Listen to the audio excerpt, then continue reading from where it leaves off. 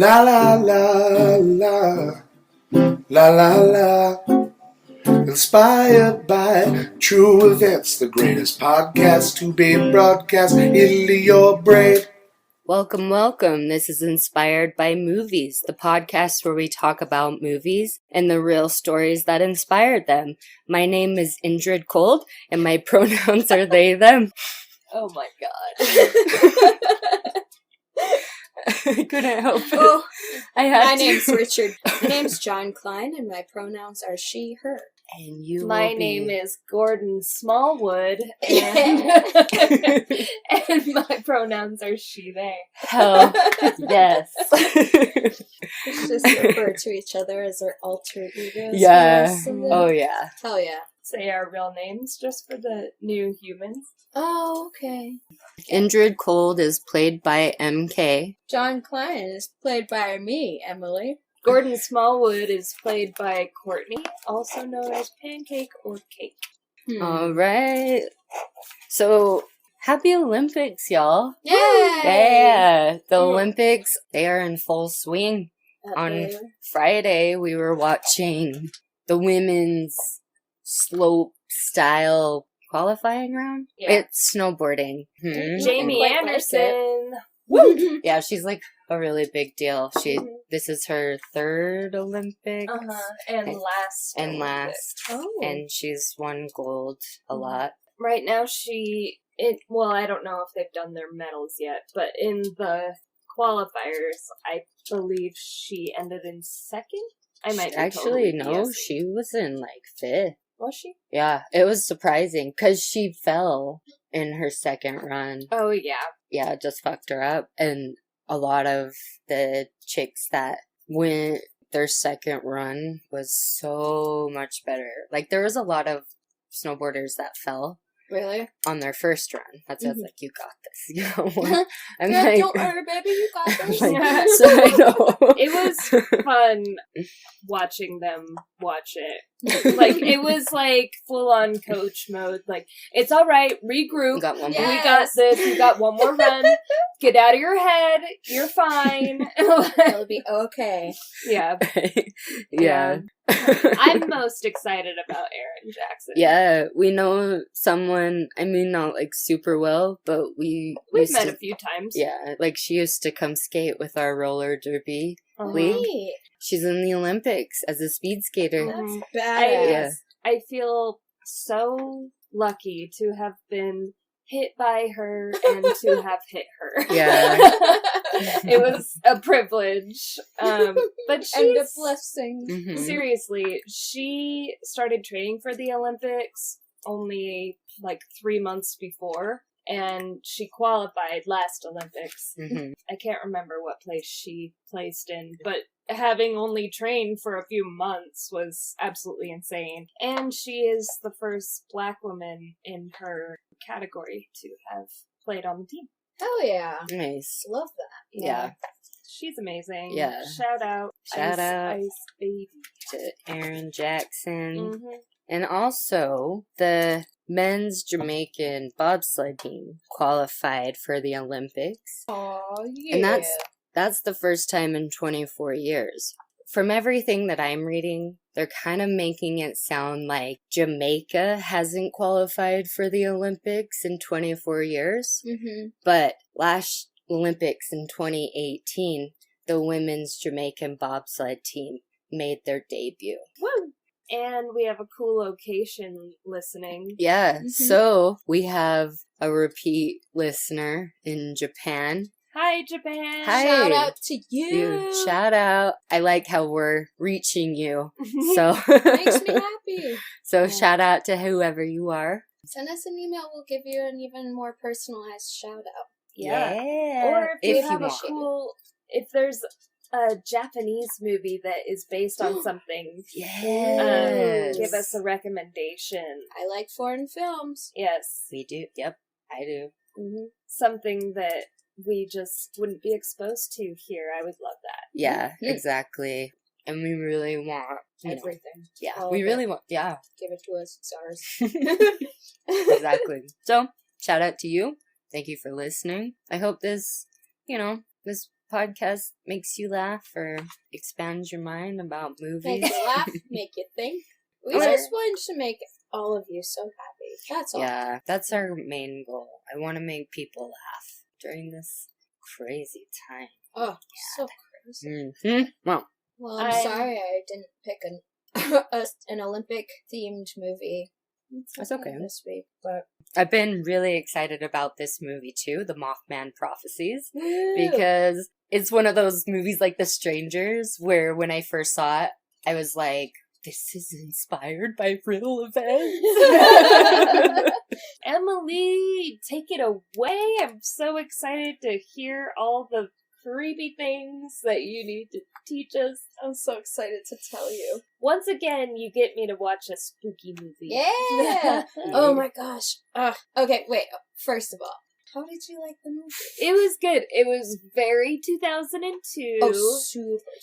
I mean, the actors were in their prime. I like Richard Gere. I think that really was his prime when he did Chicago and I loved him in he Chicago was in that. so much. Runaway Bride. Ugh! Oh Never my seen it. god. It's such a good rom-com. You know, for someone who's supposed to know shit about movies, like, it's like, oh, you know, MK, Courtney and Emily are movie buffs, and I'm just like, I've never seen that one. Every single episode. We're not claiming to be movie buffs. We're Okay. just being nerds about the movies that we pick. Tell us why you picked it, Emily. I picked it because I love this movie. I watched, oh god, okay, I guess you could technically count it as, it's not a Winter Olympics movie, but it's a winter movie. Okay. Also, Christmas movie. yep. Yeah. Why do I keep picking Christmas movies? I know I wrote, I'm like, it is a Christmas movie. I just am not ready to let go of Christmas. It's No. February, but I'm not ready. Yeah. But anyway, so The Mothman Prophecies came out in 2002, starring Richard Gere, Deborah Messing, Laura Linney, David Eigenberg, and Will Pat. There's more people too, but those are the big.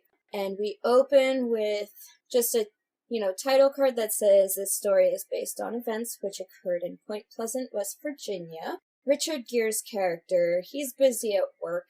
You know, he's on the phone talking to people.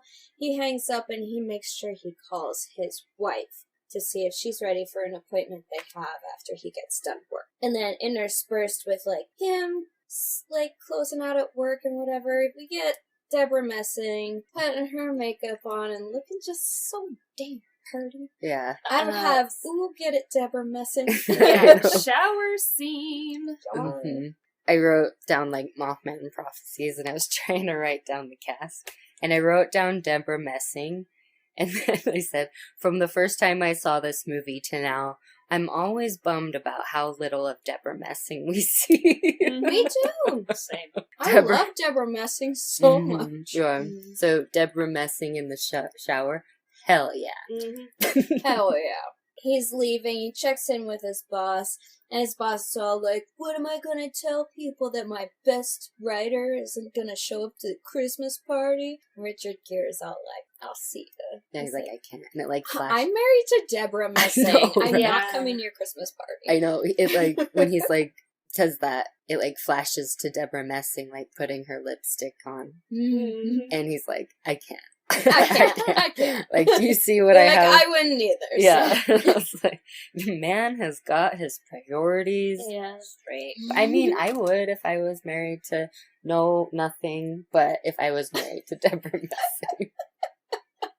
Not, you know what I'm saying? No. You whore. I was over here, I'm like, I'm just in if I were, you know what? Fuck it, never mind. I'm an earthbender digging myself a grave. No, I'm just kidding. I guys are actually precious. was thinking, why are you going house hunting on Christmas Eve? house hunting is fucking hard. Was it Christmas Eve? But I mean, still, house hunting, who goes house hunting during Christmas time? it's people who don't feel stressed out enough. They feel like they need to be more stressed out, so they decide to buy a house around the holidays. Mm-hmm. Richard Gere That's the answer here. Seriously. It's like, we ain't got no kids. Let's buy ourselves a house for Christmas. Speaking of which, not having any kids. Oh boy. Richard Gere, well, okay, I should probably call them by their characters' names. John and Mary Klein. They meet at the home that they're looking to buy. The realtor's all like, I'm gonna make a few phone calls, you guys look around, and they start getting frisky in the master bedroom closet. Seriously. Would they be called exhibitionists if they close themselves in the closet? I mean, they know that somebody's gonna come around. Yeah. I wrote Living on the edge. I wrote Mrs. Klein more like Mrs. Giggles. She like while he's saying that, he's just like she's just like giggling the whole time, and I'm like, you're like, okay, okay, you guys are happily married. Whatever. Yeah, they just keep acting like they're like 20-year-olds in love. Are they newlyweds? Do we know? I don't think so. They give young love energy, is what I'm saying. I mean, it is Richard Gere.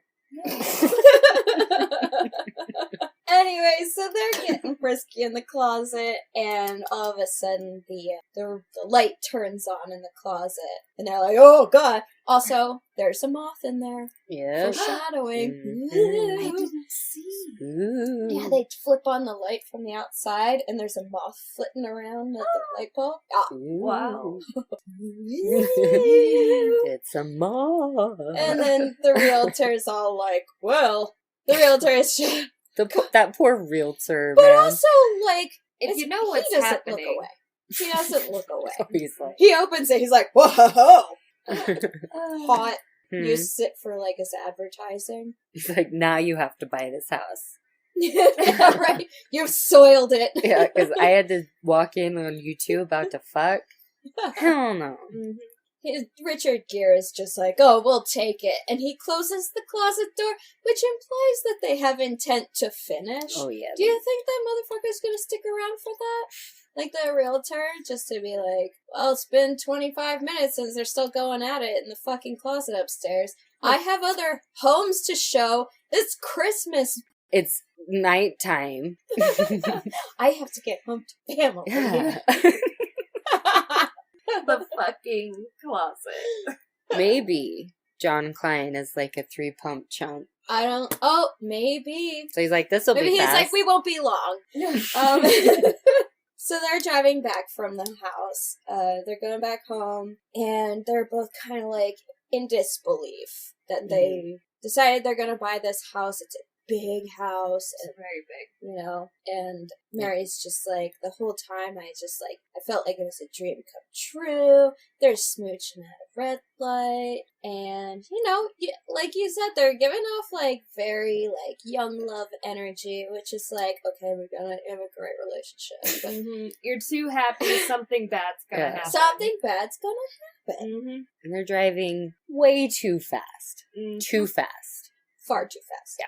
Guys are just asking for it.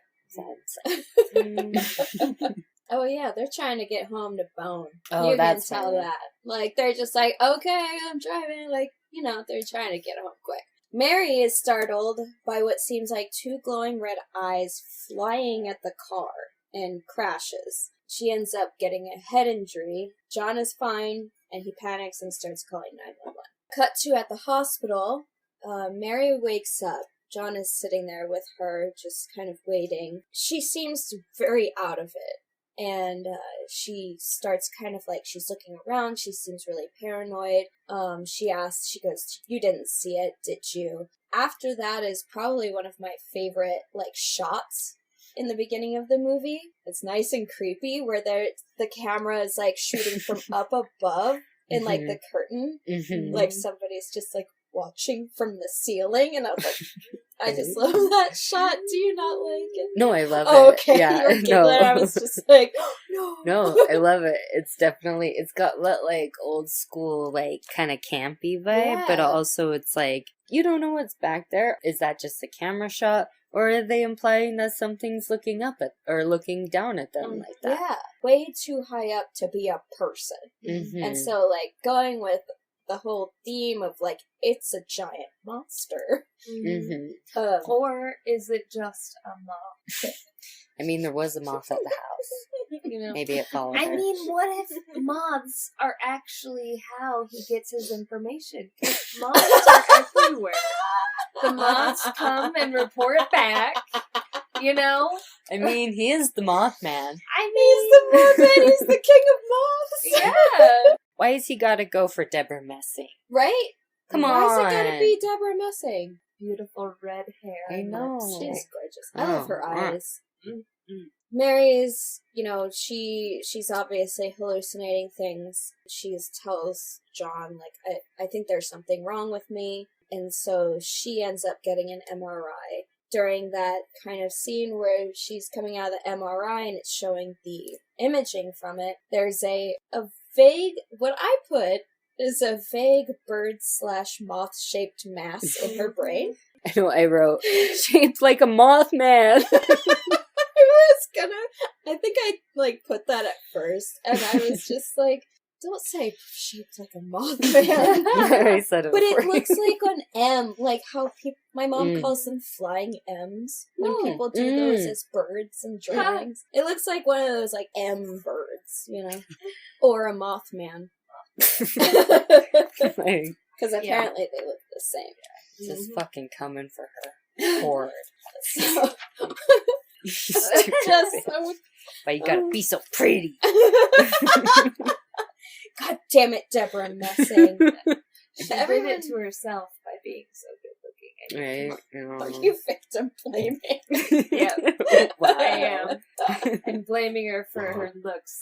So he's in the, like, cafeteria section of the hospital talking to his coworker, Ed, and it turns out that the mass in her brain is a glioblastoma, which is a temporal lobe tumor. And apparently it's been there for a while. They tried to remove it with surgery, but they weren't able to get all of it out. They decided to go the chemo direction to treat it.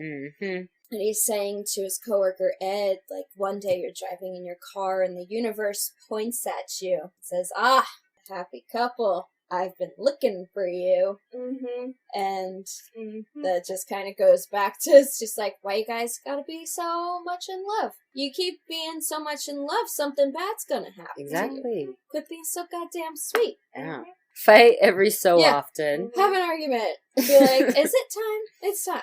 We should have an argument. Things are going too good. Mm-hmm. Indrid. Actually, I'm That's Indrid. you. So. You didn't need the Mothman. The Mothman was already here. Mhm. The Mothman was within you the whole time. The whole time. That's why I'm so blessed. The treasure was the Mothmans we made along the way. I would die of exposure waiting for you. Aw, Oh, that's that's so sweet. sweet. Let's fucking make Mothman Valentine's. I'm on board Right? with that. No. I love you so much, it makes my bridge crumble. Oh, I die of exposure for you. Mm. Well, you are Gordon Smallwood. That's why I there said you it. go. Waiting for injured. Cool. Okay. All right. It's all come full circle. You heard it here first. Mhm. Emily's got it. We're back in the hospital room with Mary. She feels responsible for just, like, things crumbling. I feel like I ruined everything. And they have, like, this nice heartfelt little hospital room scene. They're just kind of, he's like, it's not your fault. Mhm. She's like, yes it is. And it's just so sad. Also, why isn't her head shaved? She just had brain surgery. Just saying. That is a very good point. And not something I ever considered. Where is the temporal lobe? That's It's in the like front, in right? the, yeah. Yeah, I like- mean, they would still need to shave yeah. some sort of her. I mean, They Some failed. sort of. I guess the temporal lobe is not on the brain. well, So- Temporal lobe is not part of the brain? I just know it is. Oh. Anyways, Is this the It's in temporal the lobe? Your front, forehead? right? I think so. Yeah. Like, But she also didn't have any sort of... She didn't Google have it. any Yeah, bandages. no staples. Are you Googling it? Probably Googling still it. wearing lipstick. Yeah. Like, and she looks great. Of course. Fantastic. Her eyes were a little red. That's all they did for her. Oh, I wrote temporal robe. Oh, so it's on the side. So she would, She There you would go. have had There's an a arrow. side thing. So it's like the side. So the next shot, he's driving through his neighborhood. He's left the hospital. He decides he's going to go back to part of the neighborhood where they crashed. Just remembering, like, what she said about, like, you didn't see it, did you? So he's going back to see if maybe, like, he can figure out what she saw. And all he can... 2 red light theme everywhere. We get it. Red eyes. But that, that also plays into it because, like, all he sees are these 2, like, reflective lights on some, like, construction cones or whatever. Mhm. And he's outside of his car. He goes to the front of the car and sees this Mothman shape. Mm-hmm. It's like, what do you say it's shaped like? If you don't want to say Mothman.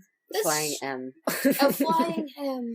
There's like this shape burned into the hood of and the grill of Yeah, it's the insect man. the insect. the killer moth. The killer moth. The moth king. Yeah, Yeah. there it is. The moth commander, Yep. if you will. Yep. So he gets home, and just pretty much as soon as he gets home, he gets a phone call from the hospital. It's bad news about Mary. He gets there, it's this whole montage of him running through the hospital. He meets a doctor there, and it's pretty clear that Mary has passed away. I do like that shot where he's like running through like the I don't know, like the tunnel. hallway. Yeah, that Like tunnel. that, like, overpass thing. Yeah, and he's just, you can tell he's just running as fast as he can. And just the way that the shot was, I really liked it. Yeah, that was a good shot. I liked it too. And it goes to a scene where John is in the hospital room packing up Mary's belongings. There's an orderly who's standing in the doorway. So awkwardly. He's like, Just kind of watching him. It's very strange. And then he's just like, she knew. And he's like, what the fuck, man? Like, Come what are on. you talking about? And he goes, like, she was drawing angels. It's kind of implying that she knew she was dying. Mm-hmm. And then he goes to look at the drawings that she was doing, and it's scary. It's a lot scarier than angels. she was not drawing angels. Whatever she was drawing, it wasn't angels. Mm-mm. I wrote Creep City. Creep City. We got scribbly bugmen, screaming faces, the word ruin over and over. Oh, boy. I don't think that sounds like a peaceful angel experience. So this guy needs to perceptive skills. I don't know. I don't know what he's worshipping, but He's like, those are angels. she's That's drawing my drawing angels, of like one. fucking demonic, Yeah. extraterrestrial. Do you have a Mothman? Mhm. Oh, look at your Mothman. Oh, he's cute kind. I like his hair. Oh, what a sweet moth man. Oh, what a sweet little Mothman. I like his hair. You got good He's hair. sticking up. He's fuzzy. Yeah. 2 years later. John is back at work and it's election season, so he's busy and stressed. His friend Ed wants him to go out with somebody. He's trying to be a bro. real homie. And then he's like, well, you know that she's not married, not by a mile, which I thought was also very sweet. Yeah. He was like, yeah, I get it. Nothing's ever going to be as good, but you should try it because companionship is important. To keep you company, at least, you know. Mhm. Yeah, he's just sad AF. Poor Richard Gere. I know. Cut 2. She's not. She's I not love that, married. by the way. Cut to. I When know. I was listening to Miracle, I was like, cut 2! It's not as, like, action-y as Miracle 2. It's like, cut 2, at home. John is lonely. John's very lonely. He's at the house that he bought with Mary. Oh, he is. Yeah. Oh, I He's thought there. he was at just the old house. Oh, I always thought that he ended up not buying the house. I always thought it was the one that they bought. You know what? It's sadder if it's the one that they bought. Maybe Yeah. I'm wrong. I don't know, because I thought Because I they like never show the living when they're looking at it. I thought I recognized the door, like when Mary was sleeping at the beginning. Well, John's back at home. He's lonely. He starts driving off.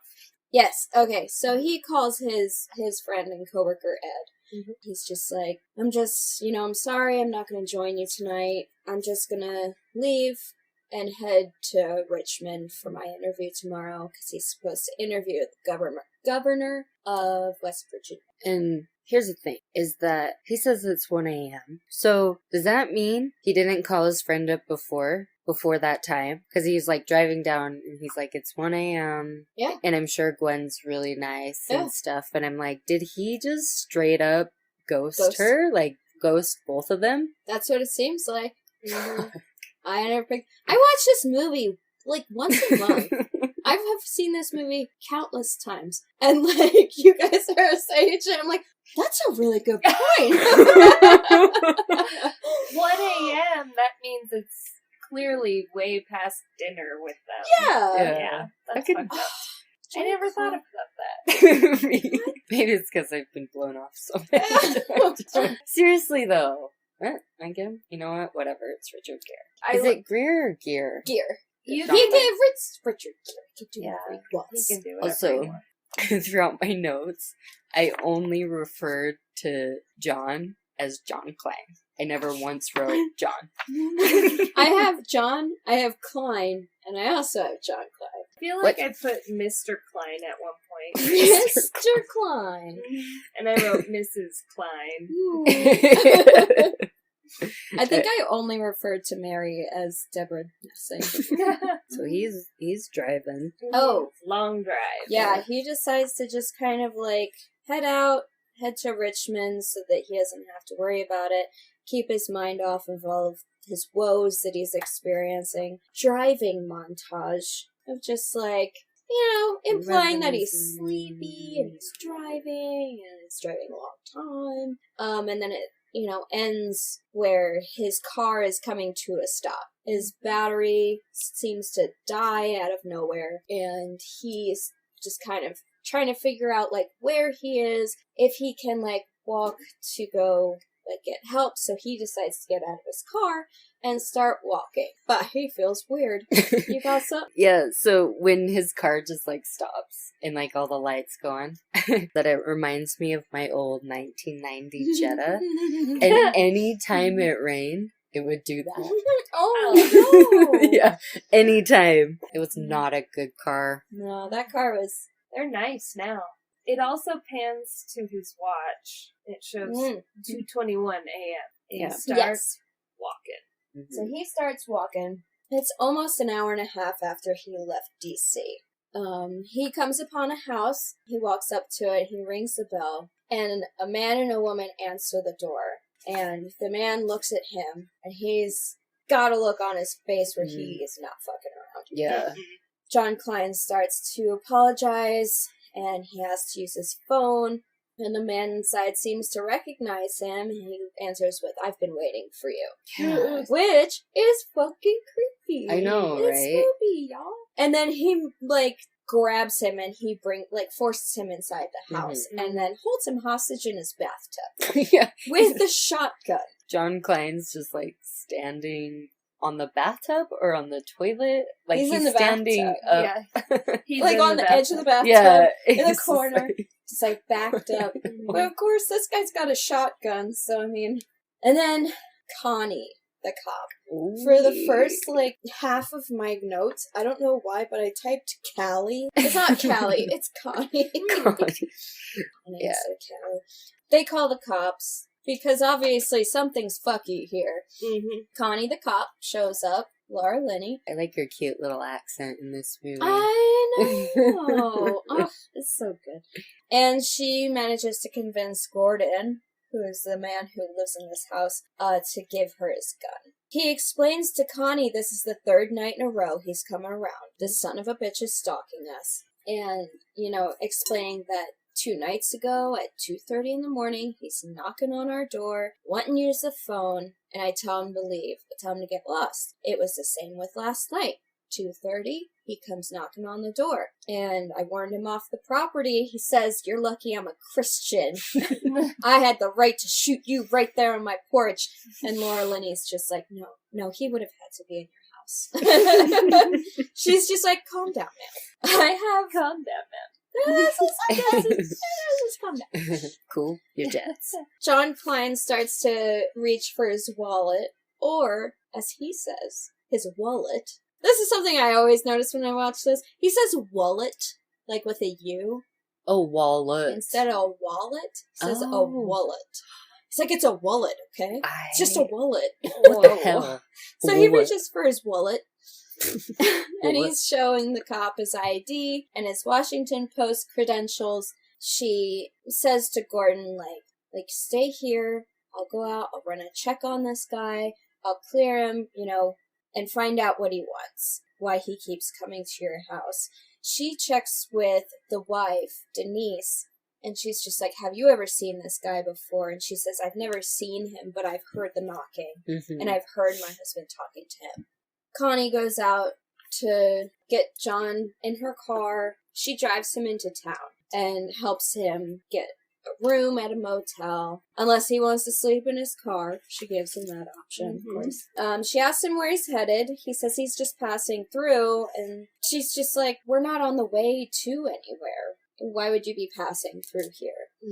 She recognizes him from TV, the DC Review, and she's explaining to him, like, in regards to what Gordon was saying about how he's been showing up to his house for the past 3 days. She's like, things have just been really strange around here lately. She drops him off at the, local motel in town, and he looks at her and he's like, where am I? Because he doesn't know where he is.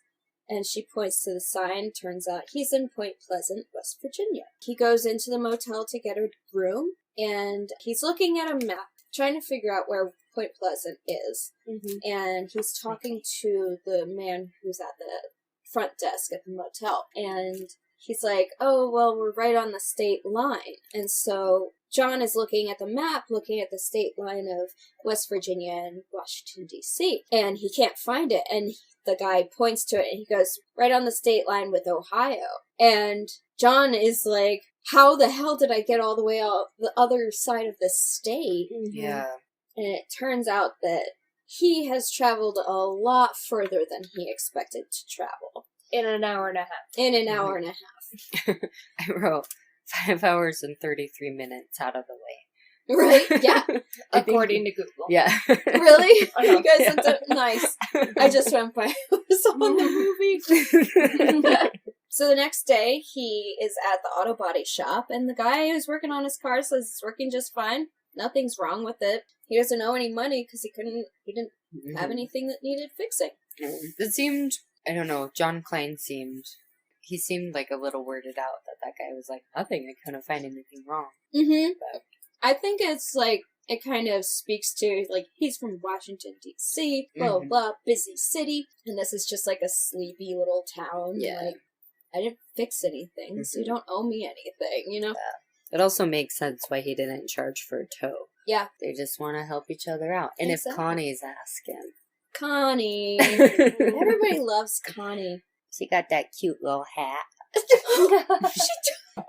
I think it's when he actually goes back to try and see if he can see himself go to Gordon's house. And they're stalking. They're staking out together. And he's like, well, of course they would call you. You're the police. And she's like, no, they called me because they trust me. You know? Yeah. Who doesn't love Laura Linney? I mean, Connie. After talking to the people at the Autobots. Autobots, the auto body shop, he's taking a walk around town. He's just like seeing what there is to see. And he spots Gordon going into the hardware store, or coming out of the hardware store. That's what it is. Small town. Yep. Small town. Who doesn't love a good small town hardware store? Right. I know I do. He approaches him to apologize about the misunderstanding of the previous night, and he asks Gordon, he's like, are you sure that the previous nights were me? Mm-hmm. And Gordon does not seem too keen on talking to him. He's just, like, obviously irritated and, like, not wanting to be involved anymore. And he says, Connie said you check out. I'm perfectly willing to let it go, but I don't drink anymore, and I don't lie, and I'm not crazy. So if you're accusing me of something... I like that part, because he's like, so if you're accused... And John Klein's like, nope. I am just trying to figure this shit out. Right? He's like, that's all.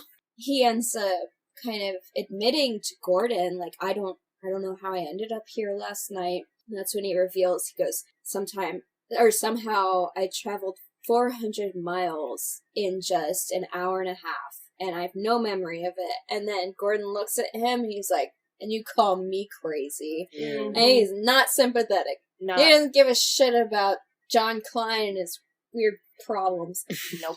And so that night, it looks like he's leaving Point Pleasant. He decides he's gonna leave, go back to DC, but apparently something gets the better of him, and he ends up at Gordon Smallwood's house again. But this time, he's, like, parked a ways away, and he's just watching the house, because he wants to see if he can see himself go up to this home. He's a little skeptical now. And Connie shows up. Yeah. She's like, man, I was afraid I'd find you here. Scares the shit out of me. Yeah, me too. That not? Every time. I know what's gonna happen. I'm always like, good.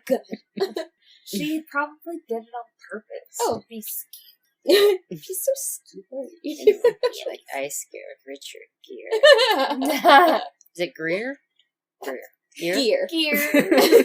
I'm gonna ask 3 more times, just so you know. Well, that's not just me. So they decide to stake the place out together in Connie's cruiser. It gets to be 2:35, and there's no sign of John Klein's doppelganger or whatever they were expecting. And so John's just like, well, you said things have been strange around here. Like, what are you talking about? What kind of things? And she's explaining that people are seeing things that they can't explain. And she just doesn't really want to get into it, but he's insistent because he would like to know if there's anything going on with the townspeople, like what he's experiencing. Because he's having a weird fucking time. Yeah. I feel so fucking crazy. Mm-hmm. What is happening here? The whole thing with, like, Gordon and John and all the other people that are saying that they saw these things, basically everyone that hasn't seen them, they're, like, saying, don't, like, it's not true, you're just hallucinating. It made me feel the feelings of when I'm being gaslit. Like, because my memory fails a lot, and so when somebody tells me, no, that didn't happen, like, I feel insane. And I was like, I feel you, people. Like, I feel crazy sometimes in certain situations in my life where it's like, I swear to fucking God it happened this way, and you are perceiving it wrong. Yeah. Like, Oh, no, I definitely feel you on that. Yeah. Like, after we watched it the first time, she said that, and I was like, and then when we watched it again, I was like, oh, yeah. Yeah.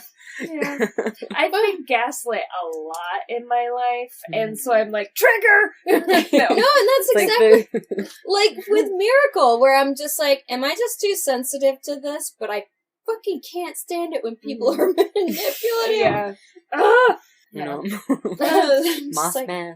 Mothman is gaslighting entire town. How dare he? Fucking dick, man. Fucking Mothman. I feel you, homie. Yeah. That was a really good high five. That was. It sounded good on Crisp. here, too. Enjoy, everybody. Yes. Okay, so they go back to the police station, and she decides to show him some records. I feel like this wouldn't have happened if he didn't work for the Washington Post. No, like, full cut to full access to police records. Yeah, I was like, what? I wrote, cop reports montage! I love it. I love the exclamation point. Yeah. It's good. Yeah. It's showing police reports of people seeing things, hearing things, feeling weird, feeling like they're being watched, seeing red eyes, a moth-like figure, weird lights, strange phone calls. You. She's just like, you're a weird thing that's been happening in this town. I love All that. out. I love it too. She's just like, there's all this weird stuff, and there's you. No. What the hell? No, I like how he didn't really react because he was just like, yeah. Yep. Of course. It's fucking weird. Yep. In all the reports, there's also a drawing. He sees the drawing and he's like, my wife was drawing things like this. Mm-hmm. I like how Connie's like, UFOs are one thing, but what do you do when someone says they see this in their backyard? Yes.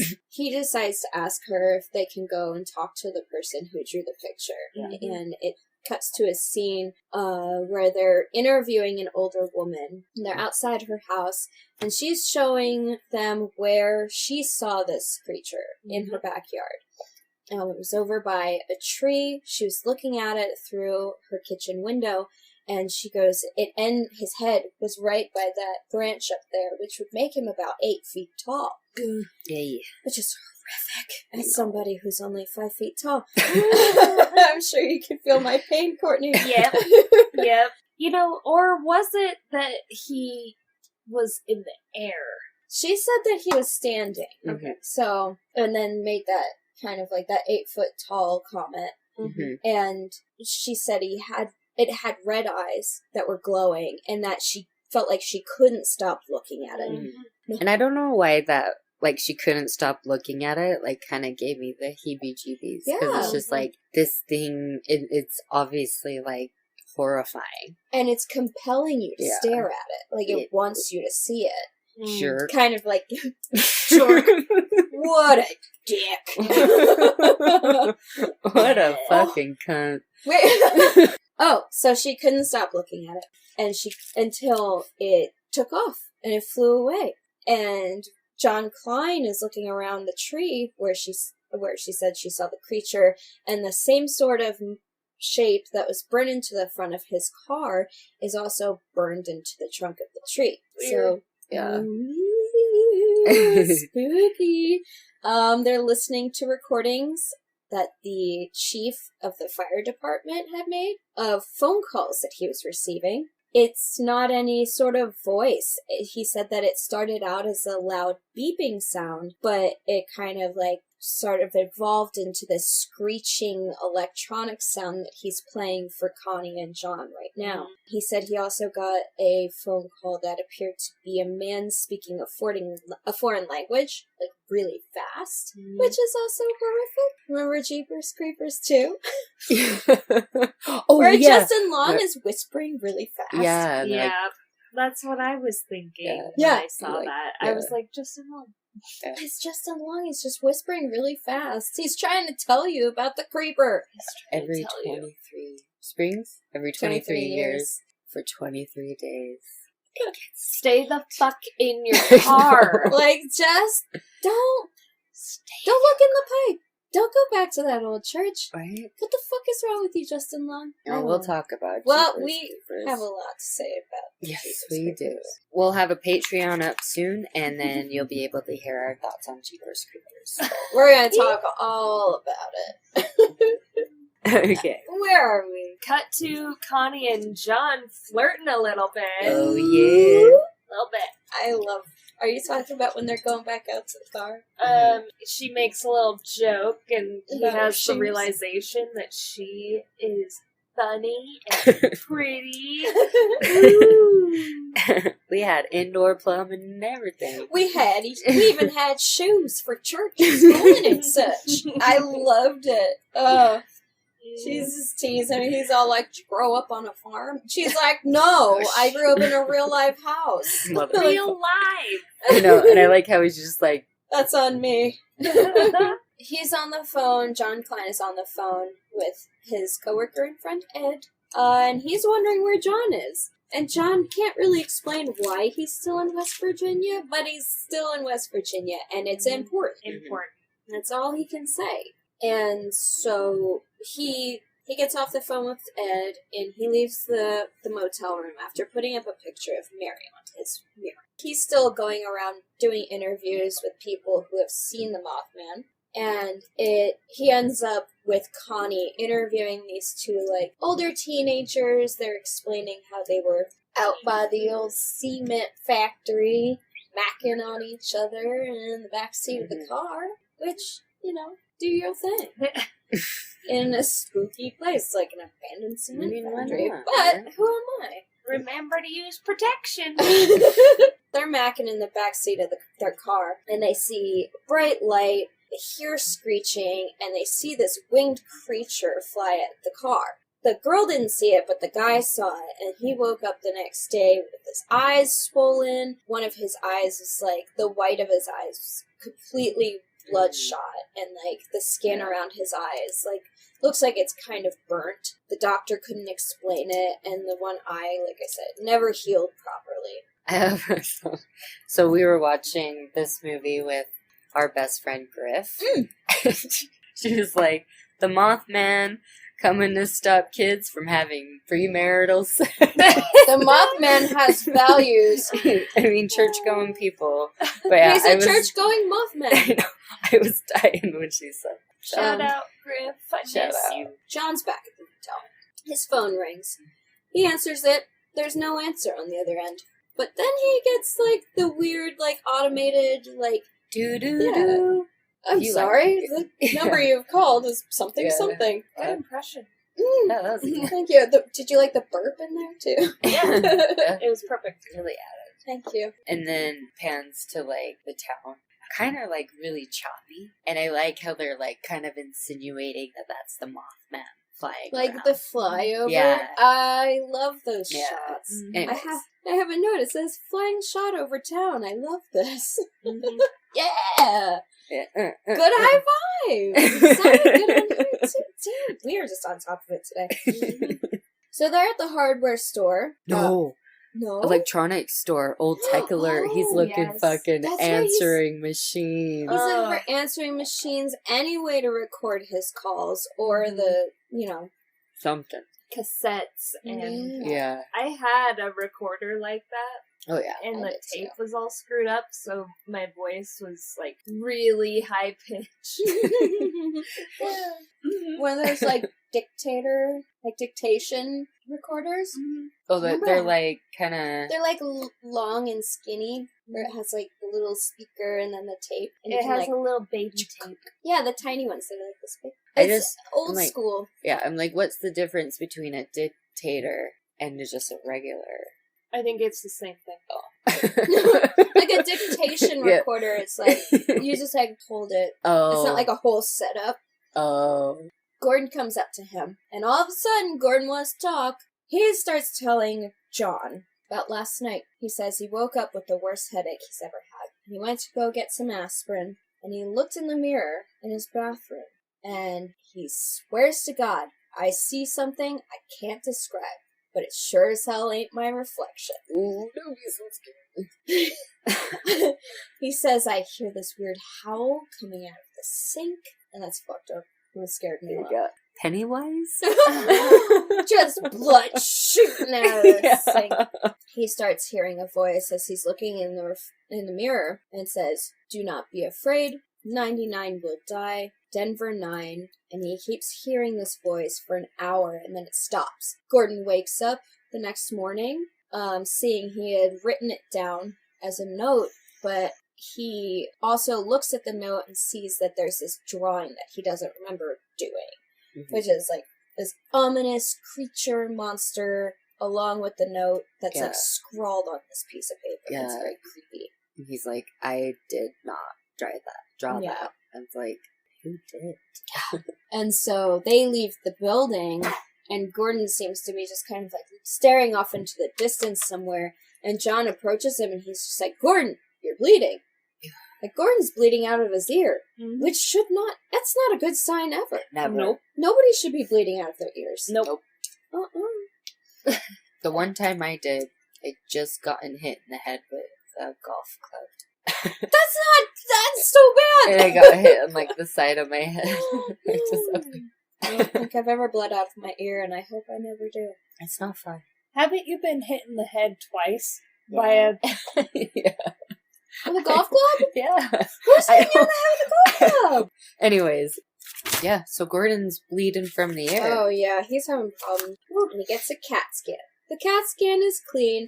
The doctor's just like, it was just a migraine. That's all it was. And John is just like, well, how do you explain his hallucinations, his dissociation? And Gordon's like, he's wrong. He's wrong. Something is happening. Mm-hmm. He's wrong. And they're out in the hall.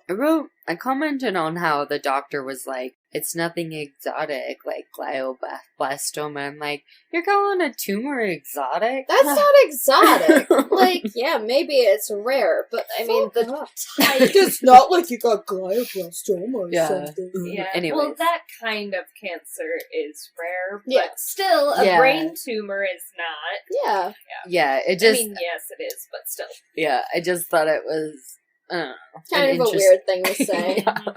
A strange choice of words for the script. Mhm. Yeah, and for a doctor to say to somebody who's genuinely freaked out, Yeah. not like you, I mean, it's like, I'm fucking hallucinating Yeah. for him to just say, like, and he didn't even give some sort of actual diagnosis, Yeah. like, Just a maybe you migraine. might need to see a professional because you might be schizophrenic. Or, you know? Yeah, he was just like, the most I can do is refer you to another, what was it, neurologist. Yeah. But Gordon is insisting that the doctor is wrong, and he's out in the hallway with his wife, and his wife is trying to calm him down, and it's just, she can't, he's just like, he's wrong, the doctor's wrong, he's wrong, he's wrong. And then Denise is being like, nothing is wrong. He's not wrong because nothing is wrong. And, you know, that kind of is like a little, I feel like a little bit of foreshadowing as Yeah. Gordon's going off his rocker a little bit. Yeah. It cuts to a scene. John is at a diner with Denise and Gordon. They're kind of arguing back and forth a little bit about the doctor said, like what is or is not wrong with Gordon. And Gordon turns to John and goes, was your wife hearing voices before she had her tumor? And John is like distracted by something. He's clearly looking over Gordon's shoulder and just kind of mutters like, no. But he starts to stand up and walk towards the TV. And they are watching the news on the TV at the diner. And it's a news report saying that a flight out of Denver Flight 9, has crashed. And there's no confirmation, but it is believed that all 99 passengers and crew members are dead. And that is confirming what Gordon experienced with his last sighting from this creature that's speaking to him. So that just kind of freaks them out because Gordon had this message delivered to him during what seemed like a dream, saying, you know, Denver 99 will die. And so after that scene, it shows John trying to contact a paranormal author named Alexander Leak. And he's trying to contact him about the phenomenon, see if he can get any help from him. And he responds with, like, anything you need to know, it's in my book. Like, he doesn't seem like he's interested in talking to him about this subject matter. And he also seems very wary of people contacting him about this subject. Yeah. He doesn't really want to talk about it. Klein tells him he's a reporter for the Washington Post, and then Alexander Lake is just like, I don't work in that area anymore, and he just hangs up. I think he got extra spooked just because he was like, I'm a reporter for Washington Post. He's like, nope. See ya. And then they're at Connie's house. They're discussing the happenings of the day. He's trying to explain to her about what happened with Gordon and at the diner. And John's explaining to her, he's like, these aren't just messages, they're predictions. And she's asking him if they're dreams or hallucinations or what, like how they're, manifesting to Gordon. And they can't really come up with an idea. He says it feels like dreaming. And then It's Connie. I wrote Callie. Yeah. God damn it. Connie explains to him that she has had a dream like that before. It's nighttime. She's in the middle of the ocean.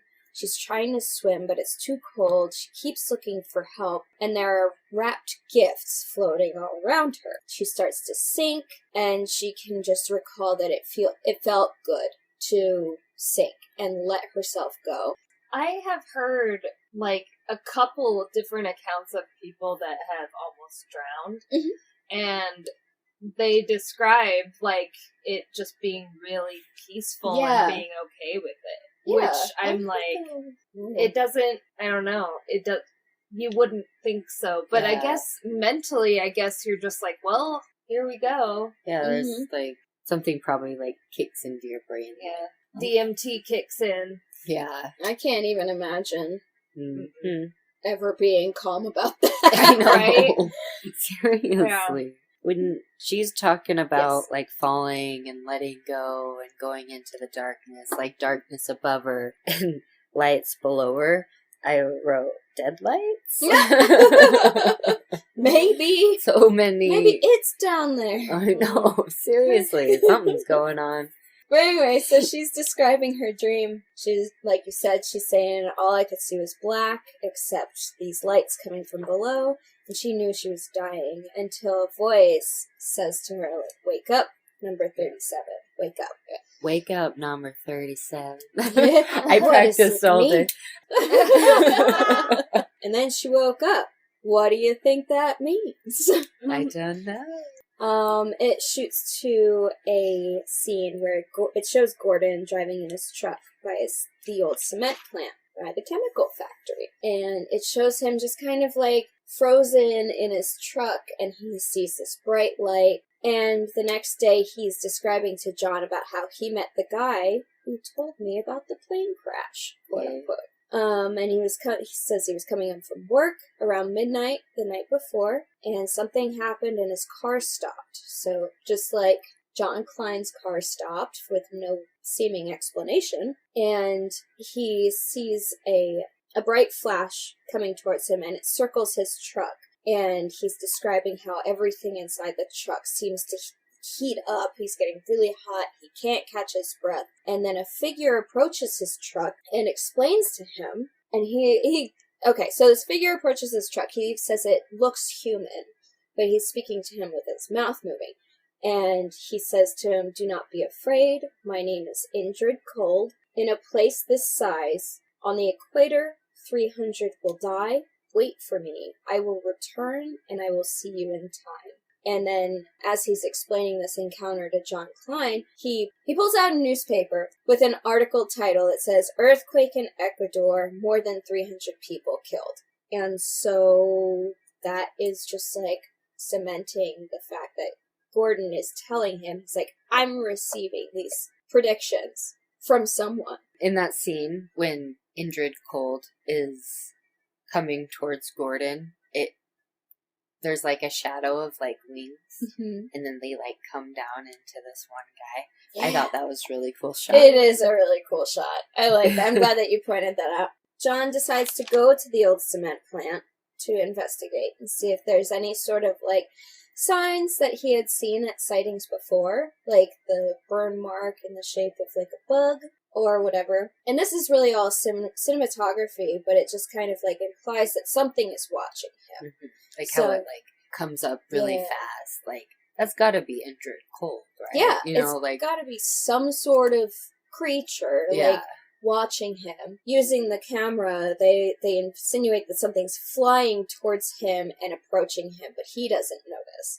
But what he's looking at is at the building, and there's this giant hole busted in the wall of this building. It kind of like the shape of the hole reminds him of like the orderly at the hospital. Yeah.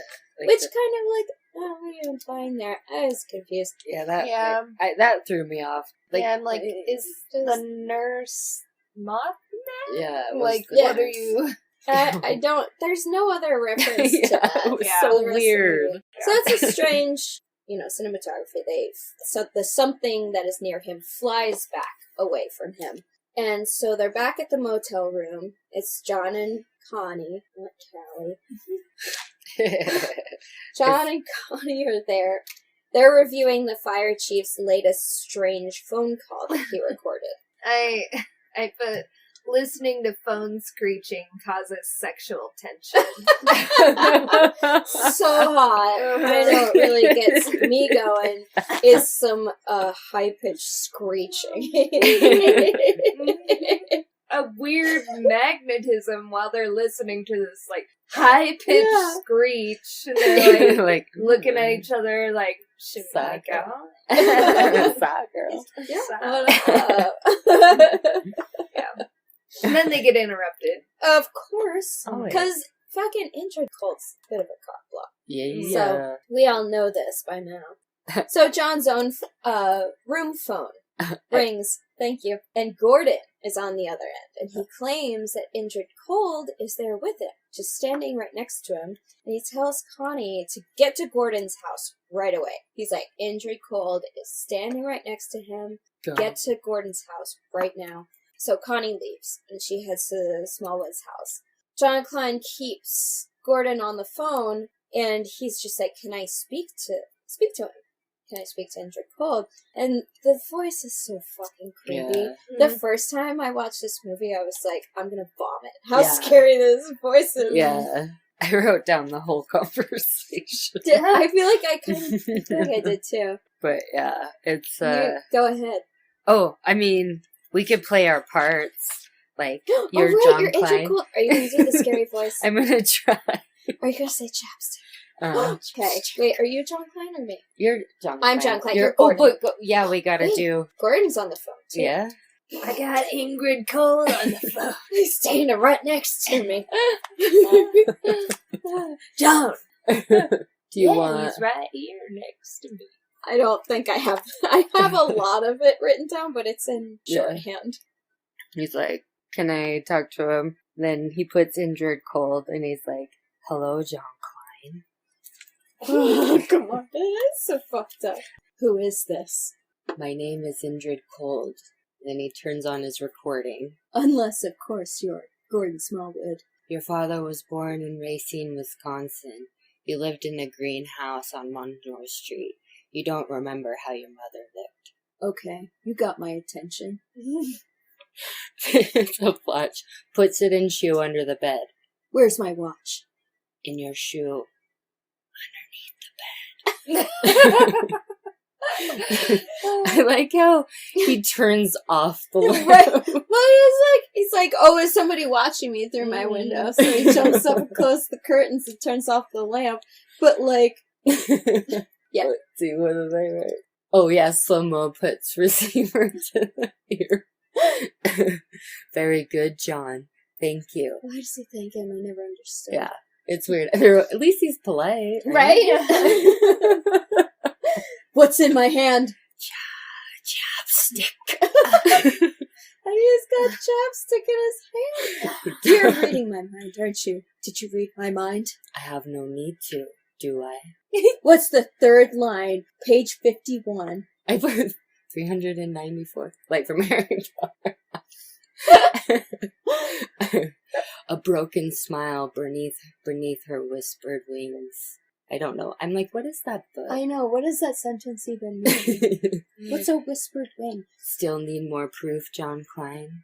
And then it shows Connie racing to Gordon's house, and I jumped in. What do you look like? It depends on who is looking. I want to meet you. You already have, John. And then when Connie's up on... it goes on. My favorite part is... He's like, can I ask you something? And Indrid Cold's like, why ask me what you already know, John? And John's like, what happened to my wife? And Indrid Cold says, you were there. Mary Klein cannot be found by looking. Do you want to, oh shit, who's gonna be Connie? I feel like you should. Okay, I can be Connie. No, you're Gordon. I'm Gordon. Mm. What's happening? I'll come up to you. Knock on the door. Right, it's the door. He goes, what's up, Connie? What's up, Connie? I don't even remember what she says, but then you just be like, oh, I've been asleep since 9. Exactly. Sorry to put you on the spot. I'm like, no. So she asks him, were you just on the phone with John? Yeah. Mm-hmm. And he's like, no. He's like, I've been asleep since 9. Anyways, thanks for doing that drama with me. Oh, that was fun. And also, too, when she's, like, approaching his house, like, there's, like, red lights on the inside. Oh. Did you guys notice that? No. I never really made any sort of connection about what that's all about, but I always noticed it. I thought it was creepy. Yeah, that is creepy. The little things in this movie. Now, in the next scene, when they're analyzing John's recordings of his conversations with Indra Cold, are they at the police station? Or is he just at some place where they're analyzing? I would think that they do voice analyzing at a police station. Yeah. Okay, that's what I thought, but I didn't see anybody wearing any uniform, so I wasn't sure. I did put he was at the police station.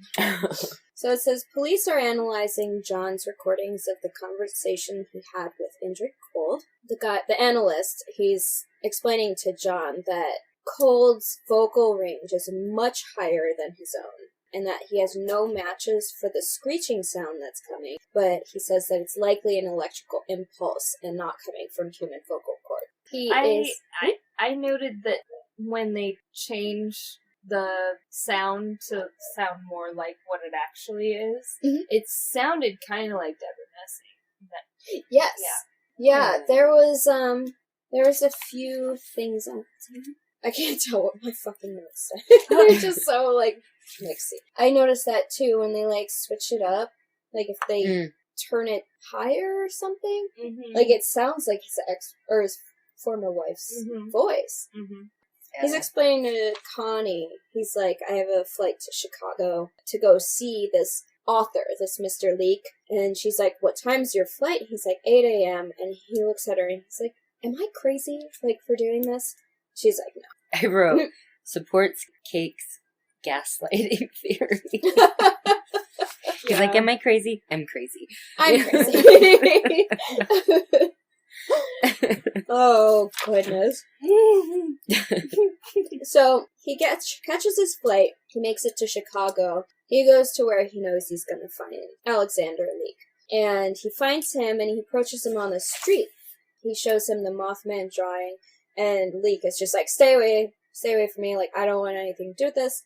And he's just, like, explaining to him, like, I'm the one who's on the phone with you, like, I need your help, I need to know what this is. Leek is just like, he kind of hesitates, and he's just like, well, where are they seeing it? He explains that they're seeing it quite Pleasant, West Virginia. You can help me, I just need you to help me. And so Leek agrees to help him, and they head to a library so that he can kind of show him what he's dealing with and what he thinks it is. And he explains to him that the moth represents a form of the psyche, or a soul trapped in hellish death realms. So that's when they call him Mothman. Yeah. Like, he has an official name. He explains that the Ukrainians saw him before Chernobyl. There were hundreds of sightings before the disaster at Chernobyl. There were sightings of him before the devastating 1969 hurricane in Galveston. So he explains that they don't necessarily exist materially, but they still exist. And they've been around forever. Mm-hmm. Well, that's comforting. Oh boy! Wow! I was like, either I'm crazy or I'm damned. You're right. Fine. He explains that even though they don't exist in a material, physical way, they have been around forever. Sightings have been around forever. And seeing is believing. Seeing is believing. That is correct. Explains to John, like, he said, do you know how that there's, like, a buildup of energy before something happens, like when your hair stands on its end right before a lightning strike? Between he and John Klein, they're kind of wondering, just like, is the Mothman the cause of disasters, or is he there to warn of an incoming disaster? John Klein he's like, what do they want? Leek explains, he's like, I think maybe what you're wondering is why you? Like, why is it happening to you and those around you? And he explains that you noticed them, and they noticed you noticing him. you're, like, available for them to present themselves to you. And Yeah, I think like that's that cool. bit.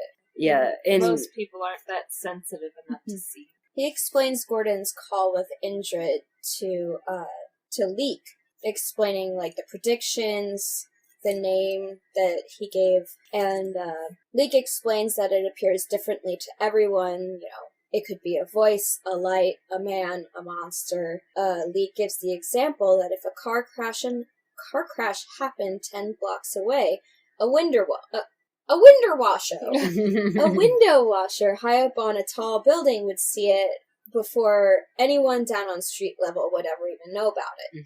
And that does not make him a god or even smarter than anyone, but from where he's sitting, he can see a bit further down the road.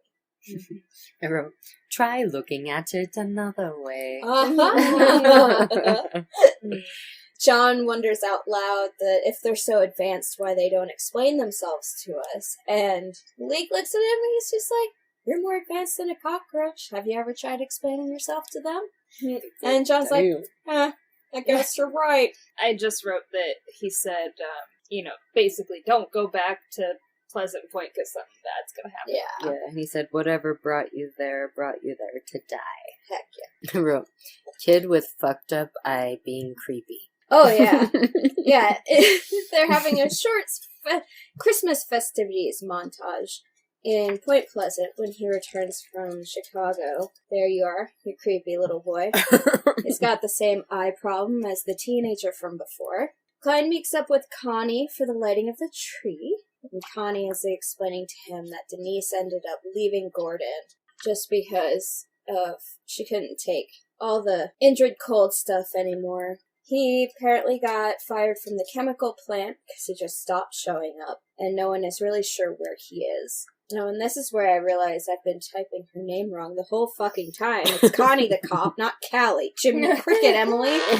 He goes to catch up with Connie. I wrote down that when he goes to the tree lighting or whatever, he sees Connie and they hug. Ooh, Higgins. That's a sweet little hugging. That's all. I'm on the John and Connie watch. The John and Connie team. Mm-hmm. Yeah.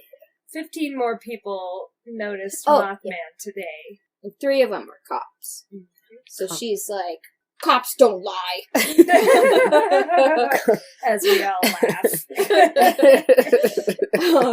She asks him how things went in Chicago and what did Leek say, and Klein just says that Leek wouldn't see him.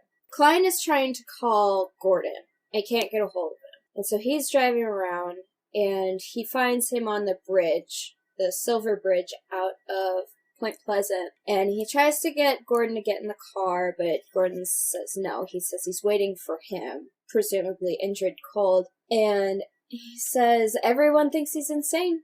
And Klein's like, I don't think you're crazy. Gordon explains that he's been lying awake. It feels like he's sleeping, and like he's dreaming, but he's not. He says he hears Indrid cold talking all the time, and then he asks him, do you remember the last time you were happy? He keeps saying, these things are real! Mm-hmm. Yeah. And then back at the motel, Klein is having trouble sleeping. He is tossing and turning, and eventually he kind of like turns over to one side, and he sees Mary in his bed. Fucking that shit, it tripped me out like the first time we watched it. Yeah, it's very alarming. Yeah. And you just hear her say, like, her last words that he said to her, or she said to him, is that, I want you to be happy. Mm-hmm. His phone rings, and he answers, and it's just a man on the other end saying, this is your wake-up call, Mr. Klein. Wowie, the symbolism. Yeah, he's like, I didn't order any wake-up call, and, or did you? A cosmic wake-up call. I have It's 6:14 a.m. He decides to get up anyway, and he goes to the bathroom to wash his face, and then he just kind of imagines himself smashing his face into the mirror. Mm-hmm. I'm not sure what that's supposed to symbolize, but maybe it's just supposed to symbolize him like, oh, look who good. Yeah, he's sometimes I have intrusive thoughts like that. Right. I'm just like, I wonder what would happen if I did this. Right. And that was definitely one of them. Yeah. His cell phone rings. He goes to answer it, and Gordon is on the other line, or on the other side. And what he's saying is kind of breaking up, and John is like, where are you? So, like, he can kind of figure out, like, what's going on with you, dude? And Gordon is just like, listen, John, Mr. Cold was right about everything. He's about understanding. It's real. You've got nothing to worry about. I'll see you in time. And so it's very confusing. It makes no sense. So John drives to Gordon's house to look for him. So one thing that I noticed in that part was that's a common theme. I'll see you in time. Mm-hmm. Like, that's not the first time that he hears that. Yeah. So John Klein drives to Gordon's home to look for him. He's going throughout his house. His house is completely empty. And he goes out into the backyard where their backyard backs up to some woods. And he's looking all over for Gordon, and he ventures off into the woods. He eventually finds him out there, set up against a tree, seemingly dead from exposure. And then I was like, I just wrote, I can't stand the closing the eyes gesture Hollywood loves so fucking much. Right? It's so dumb. And, like, people do the thing where they just literally, like, pass, they're, like, not even touching the face. Seriously. And they're just like, like, there's, even if you tried that, like, their eyes aren't gonna stay shut, are they? Also, he's frozen. He's frozen! Yeah. He died from exposure! Yeah. What's up? Also, I read in the Goofs that, I want to go back and look at it, but when he does that, I don't know, it shows it at a different angle, and then you see Gordon close his own eyes. Stop it! I need to go back and look at it. I need to look at it, Yeah. too. Okay. Maybe I'll watch it again tonight. Oh, God, I love this movie Yeah, so I much. think we're gonna do it. I'm just gonna watch it twice in a row tonight. I Those are feel my like I plans. saw that, because I at least remember how ridiculous it was. Yeah. So then Connie is talking to him, telling him, yes, he died of exposure, and he asks how long. He said 8 hours at least. 8 Yeah. hours at least. But then she asked, when did you talk to him last? About an hour ago. Yeah, he's like, he called me, and she's like, when? When did he call you? He's like, about an hour ago. And she's like, I can't keep doing this! I know. Yeah. She's like, I can't. And I'm like, I wouldn't be able to stand it either. Yeah. You know? Like, yep. Yeah. It cuts to a scene where Klein's in a bar doing shots, and which Like is you do. understandable considering his day that he's having. He leaves the bar while everyone in town is leaving church services for Gordon, and the fire chief approaches him, and he's got Klein. He's like, hey John, like, I got your message the other day. It didn't really seem appropriate to bring up during funeral services. He's like, I've never heard of any accidents happening at the chemical factory. And Klein's super confused. So he's like, I never left you a message about anything. Not about the chemical factory or anything at all. And then he's back on the phone with the sound analyst, insisting that the voice on the message is not him. But the sound analyst, or the voice analyst, or whatever, he's like, no, it's you. Like, this is your voice. He's saying that it's not him. So while he's on the phone with this sound analyst, I don't know if you guys noticed during this scene, but if you pay attention to the mirror on the door, he approaches the mirror while he's on the phone, and the reflection of himself in the mirror doesn't match up to the actions that he's doing. Yep. Oh. So, like, he's holding the phone, and his hands are moving, and he's, like, looking, and the reflection is looking the opposite direction, or, like, not moving a hand the way that he's moving his hand. And I always really liked that just, like, tiny little detail. And so, but while this is happening, he's saying, it's not me. I swear that voice is not me. And it's just kind of, like, coupled with this reflection not matching up with the movements that he's doing. Mm-hmm. And then he goes over to, like, he's got, like, this kettle. He goes to, like, pick it up, I guess, to make coffee or something. And he burns his hand, and in his frustration, he goes to hit the door that has the mirror on it. And it kind of, like, swings away from it, and you get that like creepy monster reflection in the mirror.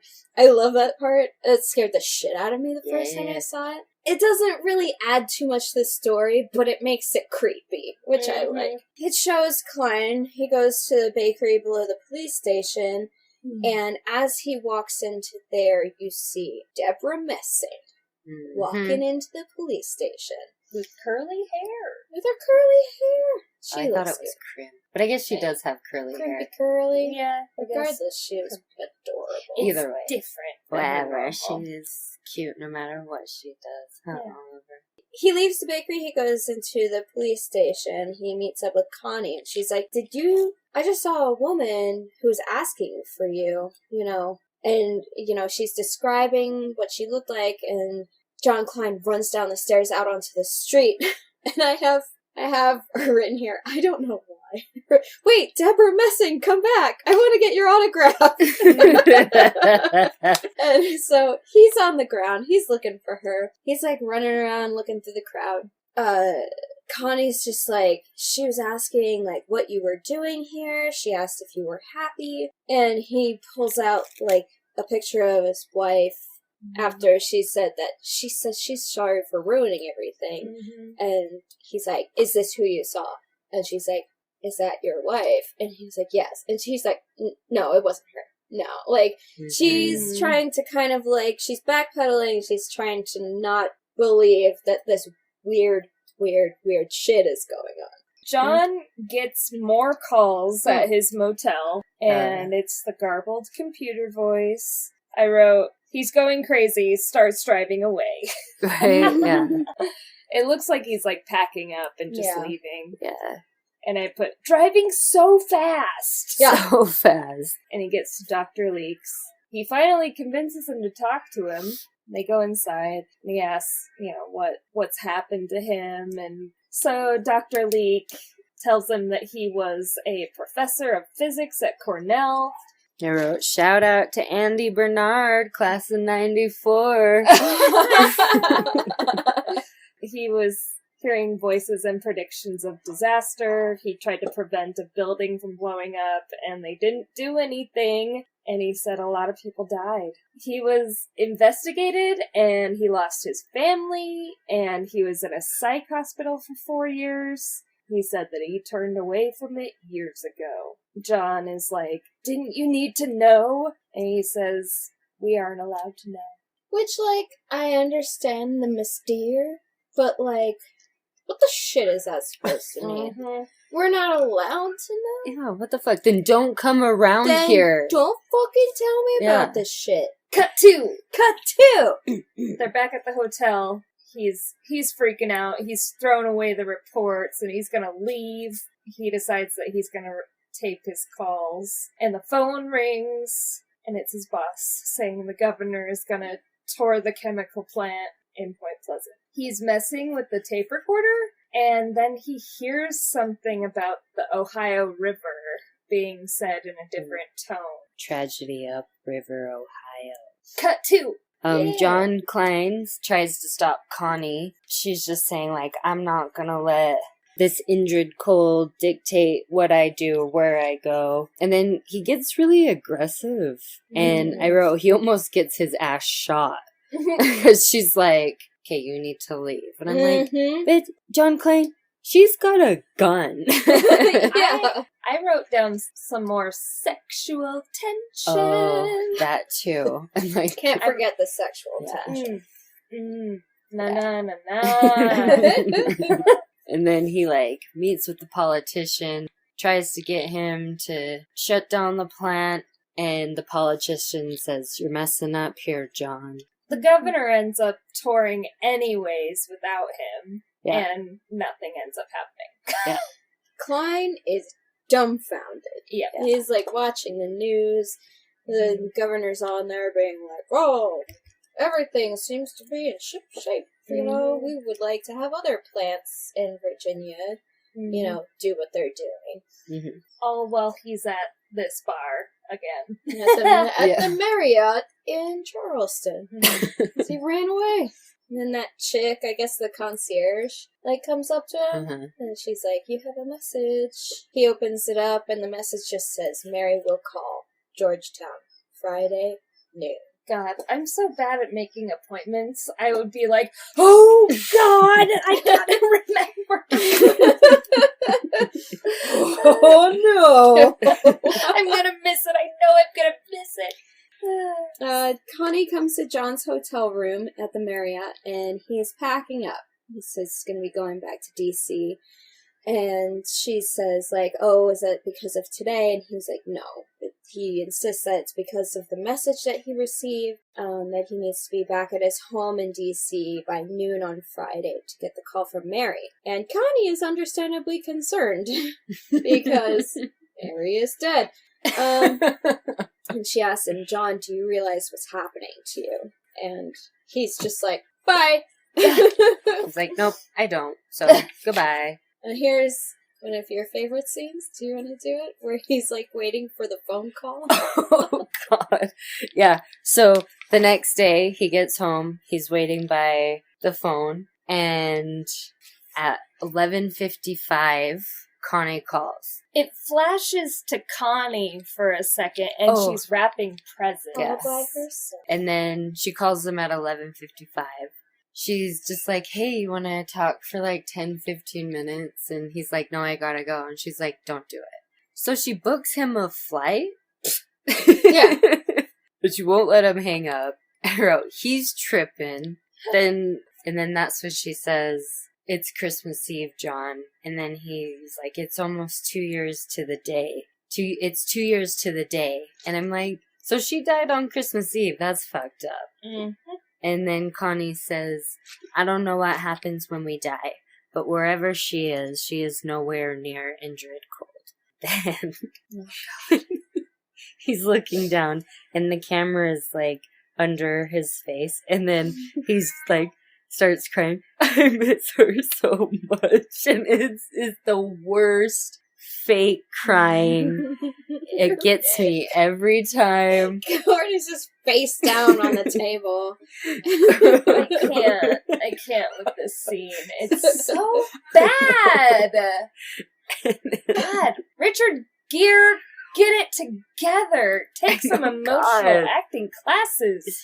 Not even a tear. And then she's like, "Come if you want. Do what you gotta do. Dinner at 6. Prezzies at 8. Gets off the phone. It's noon on the dot, and the phone rings. He's walking up to the phone slowly, and he's crying. Oh, my God, you want to talk about it? Just the subtitles are grunting. Yeah, that's right. There's so much grunting in this scene. And like, he finally is about to touch the phone, and he picks it up and tears it out of the wall. And then he goes and grunts in the hallway a bit. Yeah. He's like, "Ugh." Do you know what's funny about the part where he rips it out and throws it down, and hear like a bell jingling, like you would, like a like phone. an actual rotary phone. But it's a cordless. God. I never noticed. Oh my God, no. I read that on IMDb. Oh God. Otherwise, it would just be a disappointing clatter. Yeah. And then the phone starts ringing again. But it's torn out of the wall. How can that be? He just leaves. I would, Bill. Like, whatever. So, like, all of that makes me think of, like, when a child is having a fake temper tantrum. Like, they're just fully overacting, like, throwing things, stomping their feet, like, doing fake crying. Yeah. Like, that's what I got from Mr. Gere. Oh, Richard. Bummer. What the fuck? Oh, Richard. Mm-mm. So he's driving to Pleasant Point. It shows the Silver Bridge, and the traffic is backed up because the traffic light on the other side of it is all doing something. It's messed up. I wrote, John gets his spidey sense. Oh, yeah, spidey sense. Mm-hmm. And he hears in his mind, great tragedy over Ohio River. And then it does like a cool shot from the plant down to the bridge. Yup. Yeah, I have, Klein begins to feel odd, an ominous feeling, hears in his head great tragedy up the river Ohio. The chem plant is on the Ohio River, but guess what else is? This freaking bridge! And then John Klein just says whispery, God. And the bridge starts a creaking. Yeah. Cable snaps, bridge cracking, cables falling all over. Oh, it's a mess. Yeah. And Connie figures out what's happening and she's trying to get everybody off. Klein's also trying to warn people to get out of their cars. Like, during this, they're just showing shots of the town on the other side of the bridge, and you can see those two older teens that were interviewed, and the girl at the end of their interview, she's like, well, we're engaged, we're gonna get married, and stuff like that, just threw that in. And one of the shots is of the girl at a bridal shop getting fitted for her wedding dress. I didn't put that together, that's her. Yeah, one of the people that John Klein is trying to get out of his car is CJ, the guy. Mm-hmm. And he's just like, he's like, turn down your music, listen to me, you need to get out of your car, get off the bridge. And then one of the cables snaps and fucking kills CJ in his right car. in the face. Oh, it's so fucked up. You see, the bridge is coming apart. Connie and Klein are trying to save people as the bridge is cracking, and you can start to really figure out that something's wrong from the town. You see CJ's fiance run out of the bridal shop in the dress, and she's just looking at the bridge and seeing it fall apart. Mm-hmm. I put, Connie gets back in her car to finally call in for support. Yeah. I was like... She spent all that time trying go to to get your people fucking out. car. Yeah. Yeah. Like, first thing you should have done is call for support, not when it's already falling apart. Yeah. Yeah. Because at that point, like, John Klein's standing on the bridge, and the road just starts to come apart. And I have a truly horrific montage of catastrophic bridge failure and human terror. And I wrote, this is why I'm none too big on bridges. Bridges. The whole thing is going down. Connie's cruiser, among a lot of other cars, it falls into the river. John decides he's going to jump off the bridge to try and save Connie. And he does. He, manages to get in through the back window of her cruiser and manages to get her out of the car. And he's like, gets to her and he's like, wake up, Connie, wake up, which is kind of like a throwback to the wake up number 37. Wake up. Or at least in my mind it was. Her head is perfectly in an air pocket while she's passed out. Yeah. Conveniently. Yeah. It turns out that Connie's own predictive dream proves accurate. She is, in fact, floating in the dark amidst wrapped Christmas gifts in the river. It's on the ocean, it's in the river, but it's close enough. The big blue. Yeah, yeah. There's a montage of rescue workers saving those left alive and recovering bodies and cars. John goes up to Connie in the ambulance and he, tells her, he's like, I left right after you called. And then he's like, you did call, right? Like, it wasn't just somebody, like, fucking with me. And she's like, yeah, I called. The fire chief shows up and he briefs John on the damage. He's like, it's bad, but it could have been a lot worse. 36 dead. Connie and Klein both realize the connection to Connie's dream and that she was referred to as 37 and that she was to wake up and not die. Wake up, number 37. Then they have some snuggle time, aka throwback trauma bonding. I put, leaning on each other, now kiss! Just fucking kiss already. It says at the end that the cause of the collapse of the Silver Bridge was never determined, and that after the collapse, Mothman was never seen again in Point Pleasant, but was witnessed in other places all over the world. Fiend. Alright, I have got some fickety facts for y'all. So, I got my sources from Den of Geek, Wikipedia, YouTube, and catalogafi.com. .coms. So it's based on a book written by John Keel. He's a journalist and UFOologist, and he researched the events that took place in Point Pleasant, and that's where he got the idea for Mothman. But the main stuff I found was about the bridge and the bridge collapse scene. So you know how in the movie there's the scene where John Klein's looking down and the bridge comes up like that, and then also when it tilts and the cars go in. So for that bridge, they actually had a 2-scale just a section of that bridge made in Los Angeles and shipped to Pennsylvania. And so that was like the stunt bridge. That's what they referred to it as. And they loaded it up with cars and literally just tilt it 40 degrees. Oh, no way. And just get that shot of the cars sliding across the deck. They didn't slide into any water, did they? No. Oh, okay. Because the ones that did slide into the water, they were models. Okay. So for the rest of the bridge sequence, it was a model bridge. And so I got this from IMDb. It says, for the bridge sequence, it took camera assistant for Fantasy 2, that's the effects company, and the guy that owns it is Gene Warren the Third? I don't know. And then 5 other model makers plus 2 PAs, 3 months to build every piece of this bridge from scratch. And Gene estimates that was about 20,000 individual pieces of steel that went into construction. Wow. Just for this model bridge. And the model bridge was 128 feet long and 28 feet high. So it was big, but it was obviously not to scale. Yeah, what a trip. To this day, this is Gene's favorite effect that he's done. And then all of the cars were models. In this YouTube video that I watched, there was this chick who was making the model cars, and she was talking about the cars. She made a bunch, but then she made the close-up ones, and I liked because she said, I had plenty of time to make them chair. No, yeah. And she kind of had like a New Jersey accent. Oh. Yeah, it was beautiful. That makes me think of, like, one of the actors in Grease, like, in the shop, made it cherry. Yeah. Yes! Exactly.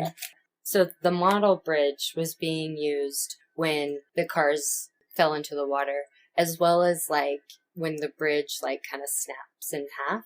That's the model as well.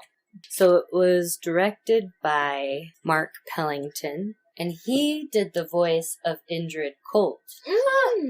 And this is what he said about the voice. He had occasionally added his voice of characters who spoke to John Klein throughout the movie. Pellington said the intention was to create the illusion that Indrid Cold could be any one of those people in that entire situation, and all of the people might actually be in Klein's head. Yeah. Well, how about that? I know, right? I like that. Pellington, it has said that Pellington rejected numerous screenplay drafts as literal interpretation of Keel's book because he wanted to explore the psychological drama in UFO witnesses and stuff like that. So he had a very specific vision. And even though the location was different, several officers from Point Pleasant were extras in the movie. Oh. Yeah. And then Silver Bridge was filmed at Kittanning Citizens Bridge. The production company, Lakeshore Entertainment, they cut $2 million off the budget just days before shooting began. What? And that's actually happened to the director before, and he was fucking pissed, obviously. Understandably. Yeah, so I love this because the Mothman got its name from Adam West's the series Batman, the comic book version of the Killer Moth. What? Yeah. Wait. Yeah. So wait, it was in the Adam West TV show as Mothman? Either the Killer Moth or actual Mothman. Adam West is my favorite Batman. He's my absolute favorite. Like, ugh, he's my favorite. Yeah, I For like the reasons. like pow, bang, boop. But yeah, Blammo. my Some days you just can't get rid of a bomb. Oh my god. Michael Keaton holds a special so place in my good. heart. He's so special. It didn't do too good in the theaters. From its $32 million budget, it only made $55 million. Really? And it was pretty much considered a flop. Roger Ebert gave it 2 stars out of 4, and he said it was unfocused, but he liked the director.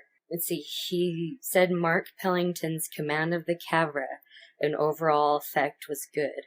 It deserves a better screenplay. Aww. And the main character that knows how to freaking cry. Right? Yeah. Richard Gere. Disappointed, Richard. So, to end my production facts, it's not really about production, but I had to look into the Richard Gere gerbil. Please tell me. So there's this rumor that was floating around. It still does. It's an urban legend, but it was rumor that Richard Gere. Is it Gere or Greer? Gere. Richard Gere went to the emergency room because he got a gerbil stuck up his butt. What? You've never heard that one? What? Yeah. Yeah. What the Okay. Google please it. do. Yeah. Well, I don't have to Google it. I got MK right here. So Enlighten me. it doesn't say much about Richard Gere. It talks about, like, the rumors that Prince had a rib removed to suck his own dick, but I that thought was that was a Marilyn hoax. Manson. I know, but it switched over to Marilyn Manson, but I guess he really did. I'm not sure if he Marilyn did. Manson did? I don't He's think got so. a lot of fucking problems. I So. know. I don't think he did, but just, like, Yeah. so there's obviously no foundation to these claims, but Poor Richard Gere. I know something called gerbling has its own Wikipedia page. Are you sure it's Wikipedia and not Urban Dictionary? It's Wikipedia, but I honestly think it was made by the people of Urban Dictionary. It's like one of those, because you know how Wikipedia, like, anyone can go on. Mhm. It's one of those, but the picture that they have along What? is fun. There's no. So, Oh no! Oh. anyway, I wrote down the definition. Gerbling, also known as gerbil stuffing, gerbil or gerbil shooting.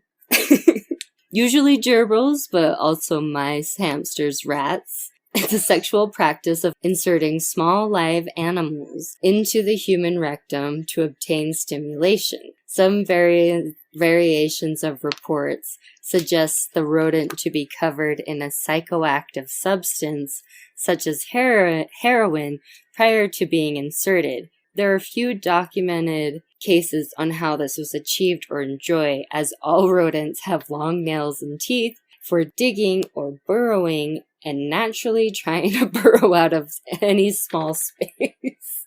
In February of 2015, on an episode of Family Feud, What the fuck?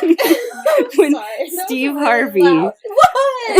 Where is this going? I know, just listen. Oh no. I don't want to listen. Steve Harvey asked a woman, What? name something a doctor would pull out of a person.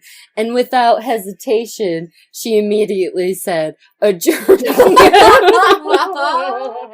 No. Oh my god. Well, I can tell you that none of the definitions on Urban Dictionary say that. What did they say? Apparently, it could be one of any of these things. A gerbil apparently is the opposite of a cougar. It is a young woman seeking older men as a gerbil. Oh. Gerbling, the act of tipping a cheap bottle of liquor up and chugging it as if you were a gerbil drinking from its water bottle. So I'm like, the act is preferably done with a 1.75 ounce of something, not ounce, 1.75, whatever, of something equally as shitty as Fleischmann's orondias. Oh. So I'm just imagining, it's like, Yeah. So there's a lot of things about gerbling. oh, Richard no. Gere did not stick a gerbil up his ass, but had to look into As it. far as we know. As far as we know. Mothman Real Talk, Yes, please.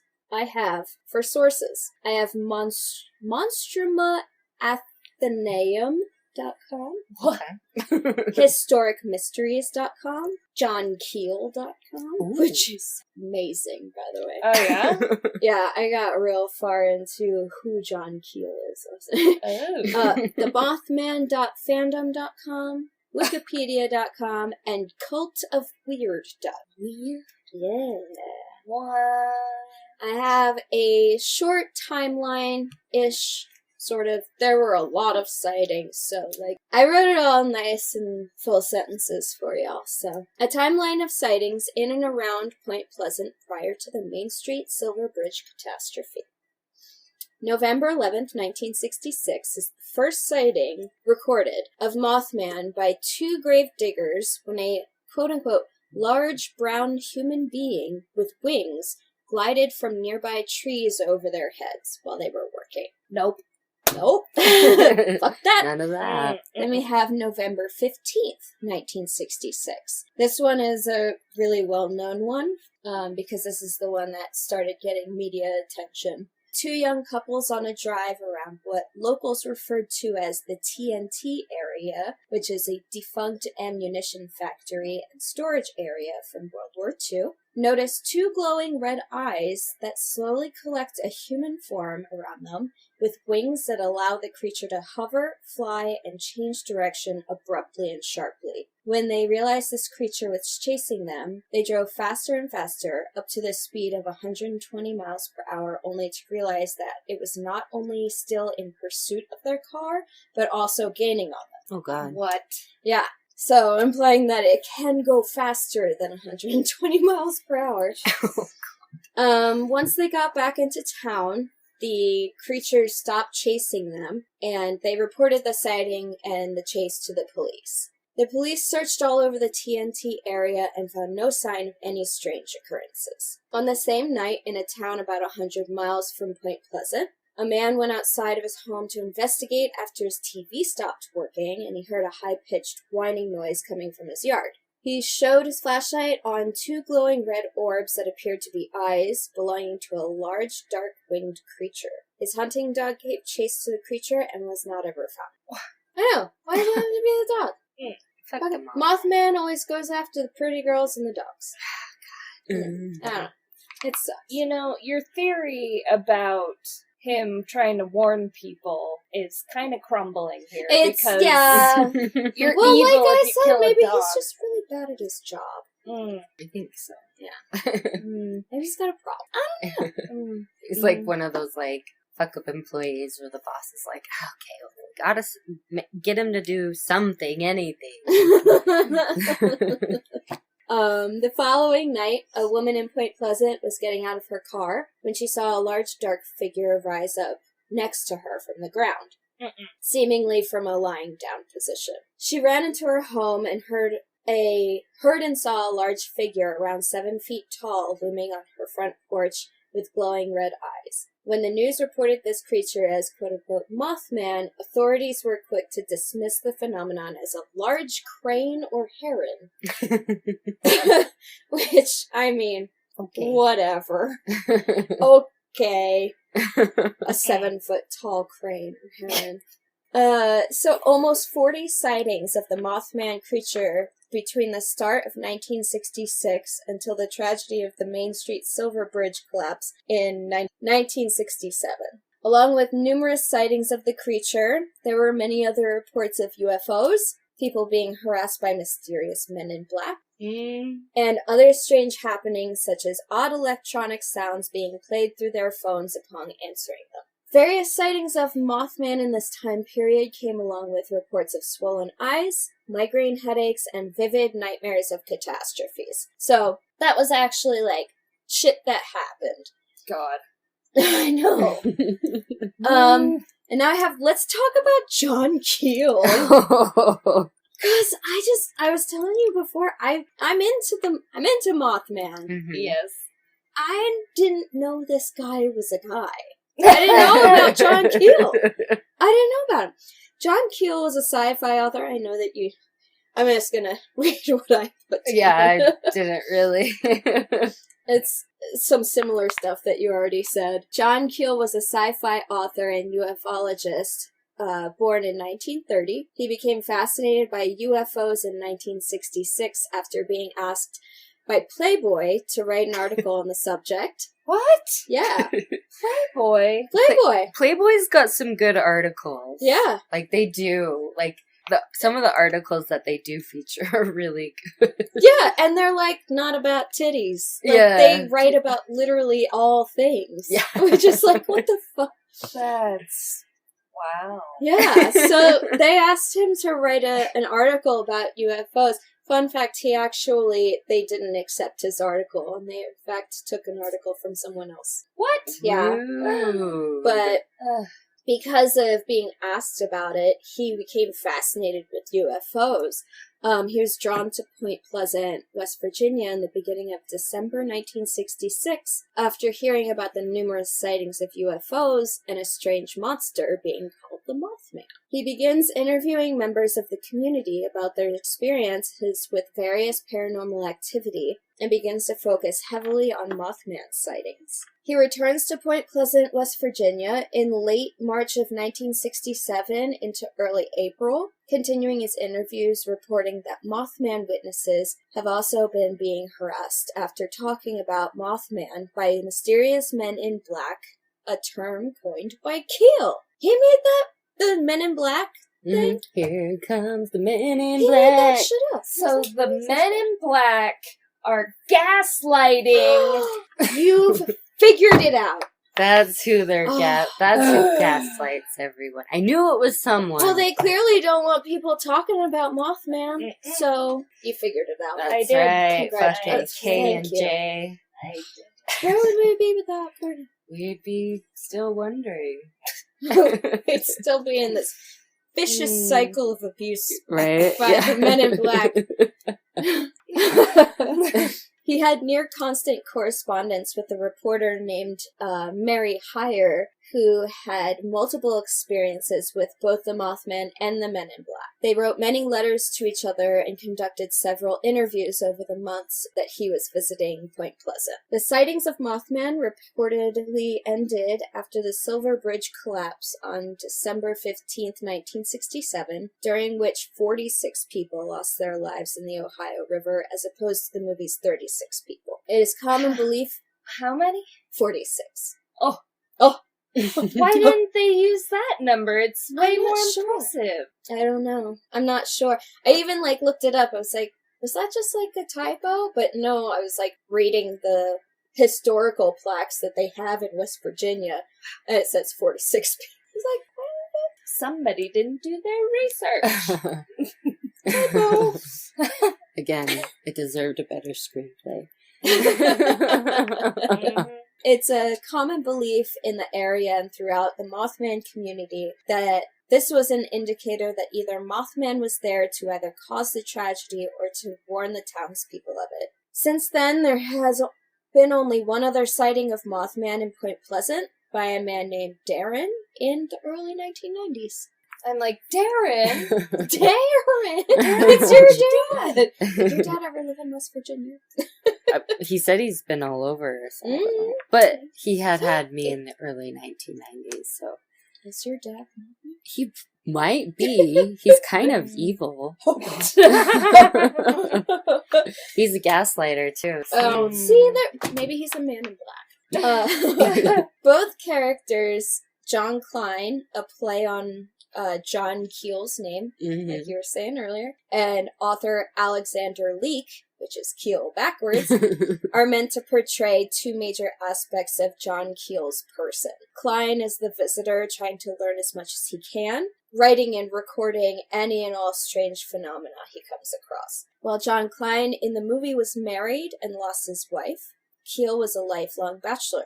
It is thought by fans of the movie that Klein's wife Mary and Laura Linney's character Connie are both representative of Keel's close friend in Point Pleasant, reporter Mary Heyer, who helped him interview witnesses. The ultimate cause of the bridge's collapse was a defect in an improperly manufactured eye pin, along with the fact that the bridge was over 40 years old, very poorly maintained, and carried far more traffic than ever planned for it during construction. So, Oh no. they're like, oh, just like this one thing, it was this eye pin, but also, like, nobody took care of it. It's fine. They're like, it's fine. It's fine. Blame it on the Mothman. Like, it's It the was sound. Mothman. It's sound. I also read too, I didn't have in my notes, but I remember, even if the whole, like, Mothman hysteria thing wasn't, like, legit, the fact that it, like, stopped after the catastrophe and everything was possibly because people were focused on grieving their lost loved ones and not looking for Mothman. So, they're like, could have something to do with that. A lot of people died. I have two last fun facts. One is, like, the true event happened in 1966. That was before Chernobyl happened, but they mentioned it in the movie and stuff. There is a reference for that, like they call it the Blackbird of Chernobyl. For weeks prior to the catastrophe at Chernobyl, many workers at the plant and citizens in Pripyat claimed to have witnessed a large flying creature characterized as a human, but having no head, large wings, and red eyes, flying through the skies around the city and Chernobyl. Witnesses also reported having severe nightmares and receiving threatening calls after seeing the creature. Yikes. What? Yeah. So there's some legitimacy to that. And then I didn't write it down, but the whole Indrid Cold thing. But Indrid Cold is actually from a different story from another citizen of Point Pleasant about a UFO he saw. And this citizen is actually who Gordon is based off of. His name is Woodrow Derenberger. He had an experience with a UFO almost identical to what Gordon described when he said he met Indrid Cold, except his truck broke down and he was frozen. Like, he couldn't move, and there was, like, a long tube-shaped UFO behind his truck, seemingly just like this normal looking, like, mid-30s looking guy came out of the UFO and approached his vehicle. Oh, it's so gross. Derenberger described the being as looking like any ordinary man off the street, 6 feet tall, about 35 years of age, olive complexion, dark brown hair, and wearing a glossy metallic dark blue coat. The man spoke to Woodrow telepathically. His mouth did not move. Instead, he had a fixed smile on his face. The man looked in through the truck's window, said without saying something along the lines of, "Roll down your window, I want to talk to you." During their communication, the man called himself Indrid Cold. He told Woodrow that he meant him no harm. And so, like, that part, it's just like, I found this and I was like, It gives me chills. Yeah. And, like, this will be the last thing I say. This Derenberger guy, like, for years, insisted that he had regular communication with Indrid Cold.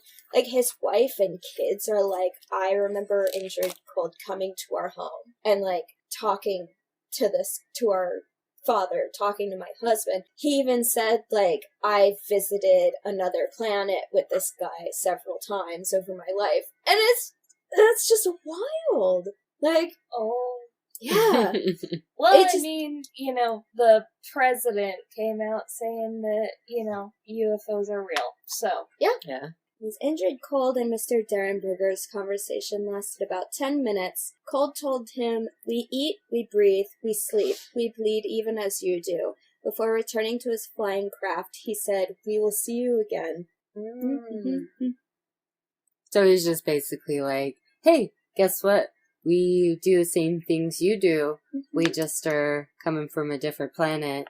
Yeah. Over the course of the month that followed, Derenberger claimed he was visited by Indrid Cold many times, and that he even took him on a spaceship to his planet. Indrid Cold would also appear at Woodrow's front door. His wife and children even knew that this Indrid Cold was paying him visits, and they even eventually came forward, saying they too saw Indrid Cold and other strange beings. Woodrow's wife was terrified and stated that these beings were much like us, traveled in everyday cars, dressed in everyday clothes, but were not human in origin. One time where Mr. Derenberger disappeared for 6 months and said he was with Indrid Cole. Sounds like motherfucker has another family. I'm like, okay, it sounds like a gay lover. Yeah, Indrid Cole. Yeah. They're like, who's that man? He's like, oh, he's an alien. He's an alien. Yep. Yeah. He's a queer. Oh. But yeah, that's all I got. I have this. I was going to see if you were going to cover it, but I have this little blip that in 2002, Point Pleasant started a Mothman festival. I want to go to that so bad. I know. It's the 3rd week in September, and they have a 12-foot Mothman statue. Mm-hmm, mm-hmm. And they had to, delay it, obviously, because of COVID. Mm-hmm. But it's starting back up, and I'm like, one of these days, it's in West Virginia, at Point Pleasant. Enough. We should go. I want to go. Next year. Yeah. Let's put it in. Let's manifest it. We'll go for my birthday, because my birthday's the last week of August. So we can just... I want to go so bad. They have a whole Mothman museum. Yeah. They have a festival. They have this big-ass statue. It's scary. Yeah. Have you seen a picture of it? It's fucked up. It is so messed up. Why would they have that? It's like gold, too. It's like this giant gold Mothman statue. Oh my god. Wow. It has glowing red eyes. They're not even going to make it look any sort of inviting. Alright, so this week on Oreos and we're doing caramelized onion jam. Oh god. Scared about this one. I'm interested to see how it goes simply because it is kind of sweet on its own. So. It says savory, sweet, and tart topper for veggie plates, sandwiches, roasted veggies, pizzas, sauces, and soups. And Oreos. So, here, let's make everybody... Make sure everyone has a tissue. Are we going to put it on the inside? I'm putting it on the inside. So, Oh, Ooh, it looks kind of like caramel, like a caramel spread. It's caramelized. I think that's enough, right? Yeah, I think that's good. Oh, I have no idea how this is going to be. I was like, what's the strangest thing in my fridge? what do you usually put this on? Toast. Toast. Oh, it's so good on toast. Really? Mm-hmm, mm-hmm. Or I'll put it on a sandwich. Scared. It smells very vinegary. Oh, I don't know. Well, that's why I have Oh, okay. Is that enough? I think that's honestly more than enough. Oh God, more I than put enough. this much. I just don't. Alright, well. Alright. Well, it seems like the smallest amount that you can put on there. Yeah, there's only so thin that you can go. There's only so few onion chunks. Okay, I'll stop. Alright, everybody. Alright. Salud. Salud.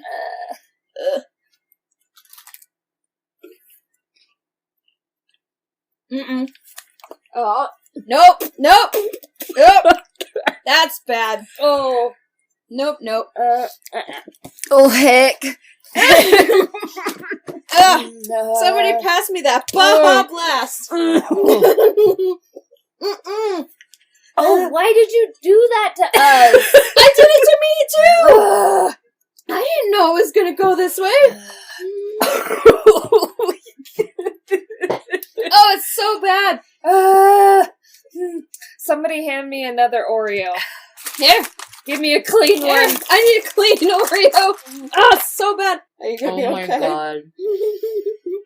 was so bad. That was was the worst idea I've ever had. Yeah, that was the Oh. first one we had to spit out. God damn. Oh, this was so bad. I think it was even worse than barbecue sauce. Oh, it was far Way worse. worse. we couldn't even. It was No, like- yeah, like not You even chewed a it. chew. Mhm. Like I chewed it, I bit it, held it in my mouth. Mm-mm. Mm-mm. Mm-mm. Nope. Where's the lid to this? I don't even want to look at it I anymore. don't want to look at it Oh. anymore. Are you ever gonna eat that ever again? Probably on not for a toast? while. Oh, that was God. terrible. For a You split see second. what we do for you folks? Yeah. So I give that like in a negative 20. Yeah. Don't. Oh my. Oh, that was horrific. Horrible. Anyways. Horrible. Well, you heard it here. You heard it here first. I hope Don't you're put really. onions on your Oreos. Now I kind of want to try just an onion, like just a little bit of actual onion, like fresh. I have a red onion upstairs. No, not right now. Are you sure? I'm a little traumatized. That's understandable. Wow. I That don't know why one. you guys let me have any input on anything. Oh. So. Because that would. I mean, heck. Slit appears when open. Oh. All right, y'all. Thank you for listening. The next movie we're gonna cover is I, Tanya. Take us home, Emily. Please rate and review and subscribe. You can find us on Spotify, Apple Podcasts, Stitcher, and now YouTube, Amazon Music. Music, Stitcher, or wherever you listen to podcasts. We are also now on YouTube at Inspired by Movies, the podcast. You can follow us on Instagram at Inspired by Movies and on Twitter at inspiredby_pod. If you have any input when it comes to, suggestions for movies, suggestions for our Oreos, please no more onions. Or if you have any sort of feedback whatsoever, you want to tell us you think we're great. If you want to tell us you think we're not great, please make it constructive. You can email us at inspiredbythepodcast@gmail.com. And just like how Courtney's junior high vice principal has always said, Make it a great day or not. The choice is yours. Goodbye. goodbye.